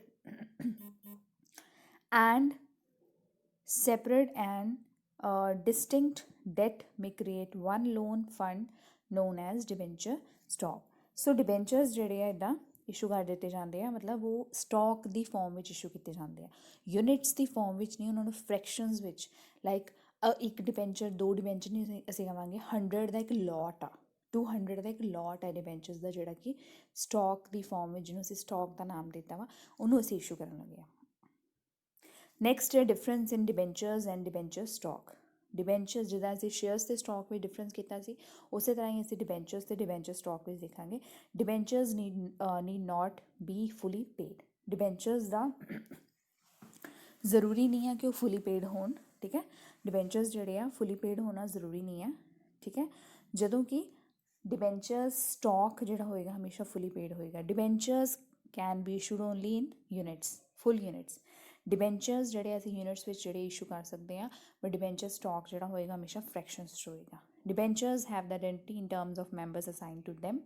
numbers, ਕਿੰਨੇ ਨੰਬਰ ਦਿੱਤੇ ਗਏ ਨੇ, 2 ਡਿਬੈਂਚਰ, 3 ਡਿਬੈਂਚਰ, 10, 15, 20, ਕਿੰਨੇ ਡਿਬੈਂਚਰਸ ਜਿਹੜੇ ਆ ਉਹ ਇੱਕ ਪਰਸਨ ਨੇ, ਡਿਬੈਂਚਰ ਹੋਲਡਰ ਨੇ ਖਰੀਦੇ ਨੇ। ਜਦੋਂ ਕਿ ਕਿਸੇ ਵੀ ਤਰੀਕੇ ਦਾ ਨੰਬਰ ਜਿਹੜਾ ਵਾ ਉਹ ਅਸੀਂ ਡਿਬੈਂਚਰ ਸਟਾਕ ਨੂੰ ਨਹੀਂ ਦੇ ਸਕਦੇ, ਕਿਉਂਕਿ ਇਹ ਕੀ ਆ ਸਟਾਕ ਬਣ ਗਿਆ ਹੋਇਆ, combination of fully paid debentures ਦਾ ਸਟਾਕ। ਸੋ ਇਹਨਾਂ ਨੂੰ ਅਸੀਂ ਨੰਬਰ ਨਹੀਂ ਦੇ ਸਕਦੇ। ਕਲੀਅਰ। ਨੈਕਸਟ ਹੈ ਬੱਚੇ ਡਿਫਰੈਂਟ ਸਟੇਜਸ ਆਫ ਡਿਬੈਂਚਰਸ। ਠੀਕ ਹੈ, ਜਦੋਂ ਅਸੀਂ ਡਿਬੈਂਚਰਸ ਇਸ਼ੂ ਕਰਦੇ ਹਾਂ ਕਿਹੜੇ ਜਿਹੜੇ ਆ ਸਟੈਪਸ ਜਿਹੜੇ ਆ, ਕਿਹੜੀਆਂ ਸਟੇਜਸ ਜਿਹੜੀਆਂ ਡਿਬੈਂਚਰਸ ਦੇ ਇਸ਼ੂ ਦੇ ਕੇਸ ਵਿੱਚ ਆਉਂਦੀਆਂ ਵਾ। ਫਸਟ ਹੈ ਇਸ਼ੂ ਆਫ ਡਿਬੈਂਚਰਸ, ਨੈਕਸਟ ਹੈ ਕ੍ਰੀਏਸ਼ਨ ਆਫ, ਸਭ ਤੋਂ ਪਹਿਲਾਂ ਅਸੀਂ ਡਿਬੈਂਚਰਸ ਇਸ਼ੂ ਕਰਦੇ ਹਾਂ। ਨੈਕਸਟ ਅਸੀਂ creation of provision for the redemption. Debentures ਨੂੰ ਅਸੀਂ ਰਿਡੀਮ ਵੀ ਕਰਨਾ, ਉਹਦੀ ਰਿਡਮਪਸ਼ਨ ਵਾਸਤੇ ਅਸੀਂ ਪ੍ਰੋਵੀਜ਼ਨ ਕ੍ਰੀਏਟ ਕਰਦੇ ਹਾਂ। ਨੈਕਸਟ ਹੈ ਰਿਡਮਪਸ਼ਨ ਆਫ ਡਿਬੈਂਚਰਸ। ਸੋ ਇਹ ਜਿਹੜੇ ਟੌਪਿਕਸ ਆ ਇਹ ਅਸੀਂ ਕਵਰ ਕਰਾਂਗੇ। ਠੀਕ ਹੈ, ਅਸੀਂ ਕਰਾਂਗੇ ਇਸ਼ੂ ਆਫ ਡਿਬੈਂਚਰਸ। ਠੀਕ ਹੈ, ਅਤੇ ਨੈਕਸਟ ਇਸ ਚੈਪਟਰ ਵੀ ਜਿਹੜਾ ਅਸੀਂ ਡਿਸਕਸ ਕਰਨ ਲੱਗੇ ਉਸ ਚੈਪਟਰ ਵਿੱਚ ਅਸੀਂ ਸਿਰਫ ਅਤੇ ਸਿਰਫ ਅਸੀਂ ਇਸ਼ੂ ਆਫ ਡਿਬੈਂਚਰਸ ਕਰਾਂਗੇ। ਜਦੋਂ ਕਿ ਨੈਕਸਟ ਜਿਹੜੇ ਚੈਪਟਰ ਜਿਹੜੇ ਕਿ ਸਾਡੇ ਟੌਪਿਕਸ ਜਿਹੜੇ ਡਿਲੀਟ ਹੋ ਚੁੱਕੇ ਨੇ, ਸਾਡੇ ਸਿਲੇਬਸ ਵਿੱਚੋਂ ਕੱਟ ਚੁੱਕੇ ਨੇ, ਸੋ ਅਸੀਂ ਸਿਰਫ ਇਹੀ ਕਰਾਂਗੇ ਕਵਰ ਇਸ਼ੂ ਆਫ ਡਿਬੈਂਚਰਸ। ਠੀਕ ਹੈ, ਸਾਡੇ ਸਿਲੇਬਸ ਵਿੱਚ ਜਿਹੜਾ ਤੁਹਾਡੇ ਸਿਲੇਬਸ ਵਿੱਚ ਜਿਹੜਾ ਰਹਿ ਗਿਆ ਹੈ ਉਹ ਸਿਰਫ ਅਤੇ ਸਿਰਫ ਇਹੀ ਰਹਿ ਗਿਆ ਇਸ਼ੂ ਆਫ ਡਿਬੈਂਚਰਸ। ਇਹ ਵਾਲਾ ਪਾਰਟ ਜਿਹੜਾ ਰਿਡਮਪਸ਼ਨ ਵਾਲਾ ਪਾਰਟ ਹੈ ਉਹ ਨਹੀਂ ਇੰਕਲੂਡ ਹੈਗਾ, ਸੋ ਅਸੀਂ ਉਹਨੂੰ ਨਹੀਂ ਡਿਸਕਸ ਕਰਾਂਗੇ। ਨੈਕਸਟ ਹੈ issue of debentures. The issue of debentures in ordinary is the same as issue of shares. Like ਅਸੀਂ ਜਦੋਂ ਸ਼ੇਅਰਸ ਇਸ਼ੂ ਕਰਦੇ ਸੀ ਉਸੇ ਤਰ੍ਹਾਂ ਹੀ ਹੈ। ਅਸੀਂ ਇਹਨੇ ਪ੍ਰੈਕਟੀਕਲਸ ਜਦੋਂ ਡਿਸਕਸ ਕਰਾਂਗੇ ਤੁਹਾਨੂੰ ਹੋਰ ਬੈਟਰ ਤਰੀਕੇ ਨਾਲ ਸਮਝ ਲੱਗ ਜਾਏਗਾ। ਅਗਰ ਤੁਸੀਂ ਸ਼ੇਅਰਸ ਵਾਲਾ ਟੌਪਿਕ ਜਿਹੜਾ ਕੰਪਲੀਟਲੀ ਅੱਛੇ ਤਰੀਕੇ ਦੇ ਨਾਲ ਕੀਤਾ, then this chapter debentures it is very much simple for you. So ਸਭ ਤੋਂ ਪਹਿਲਾਂ ਅਸੀਂ ਕੀ ਹੈ ਡਿਬੈਂਚਰਸ ਨੂੰ ਜਿਹੜਾ ਵਾ ਲੰਪਸਮ ਜਾਂ ਇੰਸਟਾਲਮੈਂਟਸ ਵਿੱਚ ਜਿਹੜਾ ਵਾ ਇਸ਼ੂ ਕਰ ਸਕਦੇ ਹਾਂ। ਲੰਪਸਮ ਦਾ ਮਤਲਬ ਕੀ ਹੋਇਆ ਕਿ ਅਸੀਂ ਐਪਲੀਕੇਸ਼ਨ ਜਦੋਂ ਅਸੀਂ ਐਪਲੀਕੇਸ਼ਨਸ ਦਿੱਤੀਆਂ ਇਸ਼ੂ ਵਾਸਤੇ, ਠੀਕ ਹੈ, ਐਪਲੀਕੇਸ਼ਨਸ ਜਿਹੜੀਆਂ ਇਸ਼ੂ ਕੀਤੀਆਂ ਉਦੋਂ ਜਿਹੜੇ ਡਿਬੈਂਚਰਸ ਜਿਹੜੇ ਆ ਉਹ ਉਹਨਾਂ ਦਾ ਅਮਾਊਂਟ ਲੰਪਸਮ ਵਿੱਚ ਰਿਸੀਵ ਕਰ ਲਿਆ। ਅਤੇ ਇੰਸਟਾਲਮੈਂਟਸ ਦਾ ਮਤਲਬ ਕੀ ਹੋਇਆ ਕਿ ਜਦੋਂ ਅਸੀਂ ਐਪਲੀਕੇਸ਼ਨ ਮਨੀ ਵੱਖਰੀ ਰਿਸੀਵ ਕੀਤੀ ਹੈ, ਅਲੋਟਮੈਂਟ ਮਨੀ ਜਿਹੜੀ ਹੈ ਵੱਖਰੀ ਰਿਸੀਵ ਕੀਤੀ ਹੈ, ਡਿਬੈਂਚਰਸ 'ਤੇ ਕਾਲਸ ਜਿਹੜੀਆਂ ਵਾ ਵੱਖਰੀਆਂ ਰਿਸੀਵ ਕੀਤੀਆਂ। ਕਲੀਅਰ? ਸੋ ਕੁਛ ਹੱਦ ਤੱਕ ਨਹੀਂ, ਕੰਪਲੀਟਲੀ ਅਸੀਂ ਕਹਿ ਸਕਦੇ ਹਾਂ ਕਿ ਜਿਹੜਾ ਡਿਬੈਂਚਰਸ ਵਾਲਾ ਪਾਰਟ ਹੈਗਾ ਕਾਫੀ ਹੱਦ ਤੱਕ ਸ਼ੇਅਰਸ ਦੇ ਨਾਲ ਜਿਹੜਾ ਵਾ ਮੈਚ ਕਰਦਾ ਵਾ। ਬਟ ਹਾਂ, ਇੱਕ ਡਿਫਰੈਂਸ ਹੋ ਸਕਦਾ ਵਾ ਕਿ ਸ਼ੇਅਰਸ ਨੂੰ ਜਿਹੜਾ ਅਸੀਂ ਡਿਸਕਾਊਂਟ 'ਤੇ, ਸ਼ੇਅਰਸ ਨੂੰ ਅਸੀਂ ਸਿਰਫ ਪਾਰ 'ਤੇ ਜਾਂ ਪ੍ਰੀਮੀਅਮ 'ਤੇ ਜਿਹੜਾ ਇਸ਼ੂ ਕਰਦੇ ਹਾਂ, ਜਦੋਂ ਕਿ ਡਿਬੈਂਚਰਸ ਨੂੰ ਅਸੀਂ ਜਿਹੜਾ ਵਾ ਪਾਰ, ਪ੍ਰੀਮੀਅਮ, ਡਿਸਕਾਊਂਟ 'ਤੇ ਇਸ਼ੂ ਕਰ ਸਕਦੇ ਹਾਂ। ਇਹ ਤੋਂ ਇਲਾਵਾ ਡਿਬੈਂਚਰਸ ਦੇ ਕੇਸ ਵਿੱਚ ਅਸੀਂ ਇੰਟਰਸਟ ਦਿੰਦੇ ਹਾਂ, ਠੀਕ ਹੈ। ਸੋ ਅਸੀਂ ਡਿਬੈਂਚਰ ਅਕਾਊਂਟ, ਠੀਕ ਹੈ, ਉਹ ਓਪਨ ਕਰਦੇ ਹਾਂ। ਇਹ ਤੋਂ ਇਲਾਵਾ ਅਸੀਂ ਜਿੱਦਾਂ ਸ਼ੇਅਰਸ ਦੇ ਕੇਸ ਵਿੱਚ ਸ਼ੇਅਰ ਕੈਪੀਟਲ ਅਕਾਊਂਟ ਲਿਖਦੇ ਸੀ, ਇਹਦੇ ਵਿੱਚ ਕੀ ਹੈ ਡਿਬੈਂਚਰ ਅਕਾਊਂਟ ਲਿਖਾਂਗੇ। ਇਹਦੇ ਵਿੱਚ ਸਾਡਾ ਪਰਸੈਂਟੇਜ ਇੰਟਰਸਟ ਲਿਖਣਾ, ਕਿੰਨਾ ਪਰਸੈਂਟ ਇੰਟਰਸਟ ਹੈਗਾ ਉਹ ਲਿਖਣਾ ਬਹੁਤ ਜ਼ਰੂਰੀ ਹੈ। ਕੋਈ ਵੀ ਅਸੀਂ ਜਰਨਲ ਐਂਟਰੀ ਪਾਸ ਕਰਾਂਗੇ, ਅਸੀਂ ਆਪਣੇ ਪ੍ਰੈਕਟੀਕਲ ਪੁਆਇੰਟ ਵਿੱਚ ਡਿਸਕਸ ਕਰਾਂਗੇ ਕਿੱਦਾਂ ਅਸੀਂ ਕਰਨਾ ਹੈ। ਤੁਹਾਨੂੰ ਕੀ ਆ ਉਸ ਤੋਂ ਤੁਹਾਨੂੰ ਹੋਰ ਬੈਟਰ ਤਰੀਕੇ ਨਾਲ ਸਮਝ ਲੱਗ ਜਾਏਗਾ ਕਿ ਕਿੱਦਾਂ ਜਿਹੜਾ ਵਾ ਅਸੀਂ ਇਹ ਟੌਪਿਕ ਕੰਪਲੀਟ ਕਰਨਾ ਵਾ। ਸੋ ਡਿਬੈਂਚਰਸ ਦੇ ਕੇਸ ਵਿੱਚ ਕੀ ਹੋ ਗਿਆ, ਅਸੀਂ ਰੇਟ ਆਫ ਇੰਟਰਸਟ ਜਿਹੜਾ ਵਾ ਲਿਖਣਾ ਹੈਗਾ। ਲਾਈਕ ਇਹਨਾਂ ਨੇ ਲਿਖਿਆ ਇੱਥੇ ਐਗਜ਼ਾਮਪਲ ਦਿੱਤੀ ਹੈ, if the rate of interest is 11% the name will be given 11% debenture account, ਠੀਕ ਹੈ। ਡਿਬੈਂਚਰਸ ਜਿਹੜੇ ਆ ਪਾਰ, ਪ੍ਰੀਮੀਅਮ 'ਤੇ ਡਿਸਕਾਊਂਟ ਦੇ ਇਸ਼ੂ ਕੀਤੇ ਜਾ ਸਕਦੇ ਆ, ਅਤੇ ਕੋਈ ਵੀ ਡਿਸਕਾਊਂਟ 'ਤੇ ਇਸ਼ੂ ਕਰਨ ਦੀ ਵੀ ਕੋਈ ਵੀ ਕਿਸੇ ਤਰ੍ਹਾਂ ਦੀ ਰਿਸਟ੍ਰਿਕਸ਼ਨ ਨਹੀਂ ਹੈਗੀ। ਸੋ ਹੁਣ ਤੱਕ ਜਿਹੜਾ ਵੀ ਅਸੀਂ ਥਿਓਰੈਟੀਕਲ ਪਾਰਟ ਹੈਗਾ ਸੀ ਡਿਬੈਂਚਰਸ ਨਾਲ ਰਿਲੇਟਡ, ਅਸੀਂ ਸਾਰਾ ਡਿਸਕਸ ਕਰ ਚੁੱਕੇ ਹਾਂ, ਠੀਕ ਹੈ। ਹੁਣ ਅਸੀਂ ਜਿਹੜਾ ਵਾ ਆਪਣੇ ਨੈਕਸਟ ਲੈਕਚਰ ਵਿੱਚ ਜਿਹੜਾ ਵਾ ਇਹਦਾ ਅਕਾਊਂਟਿੰਗ ਟਰੀਟਮੈਂਟ ਜਿਹੜਾ ਵਾ ਡਿਬੈਂਚਰਸ ਨੂੰ ਇਸ਼ੂ ਕਰਨ ਦਾ ਅਕਾਊਂਟਿੰਗ ਟਰੀਟਮੈਂਟ ਕਿੱਦਾਂ ਕਰਨਾ ਹੈਗਾ ਵਾ ਉਹ ਅਸੀਂ ਡਿਸਕਸ ਕਰਾਂਗੇ। ਆਈ ਹੋਪ ਤੁਹਾਨੂੰ ਸਾਰਿਆਂ ਨੂੰ ਇਹ ਲੈਕਚਰ ਜਿਹੜਾ ਕੰਪਲੀਟਲੀ ਅੰਡਰਸਟੈਂਡ ਹੋ ਗਿਆ ਹੋਵੇ। ਓਕੇ, ਥੈਂਕ ਯੂ ਬੱਚੇ।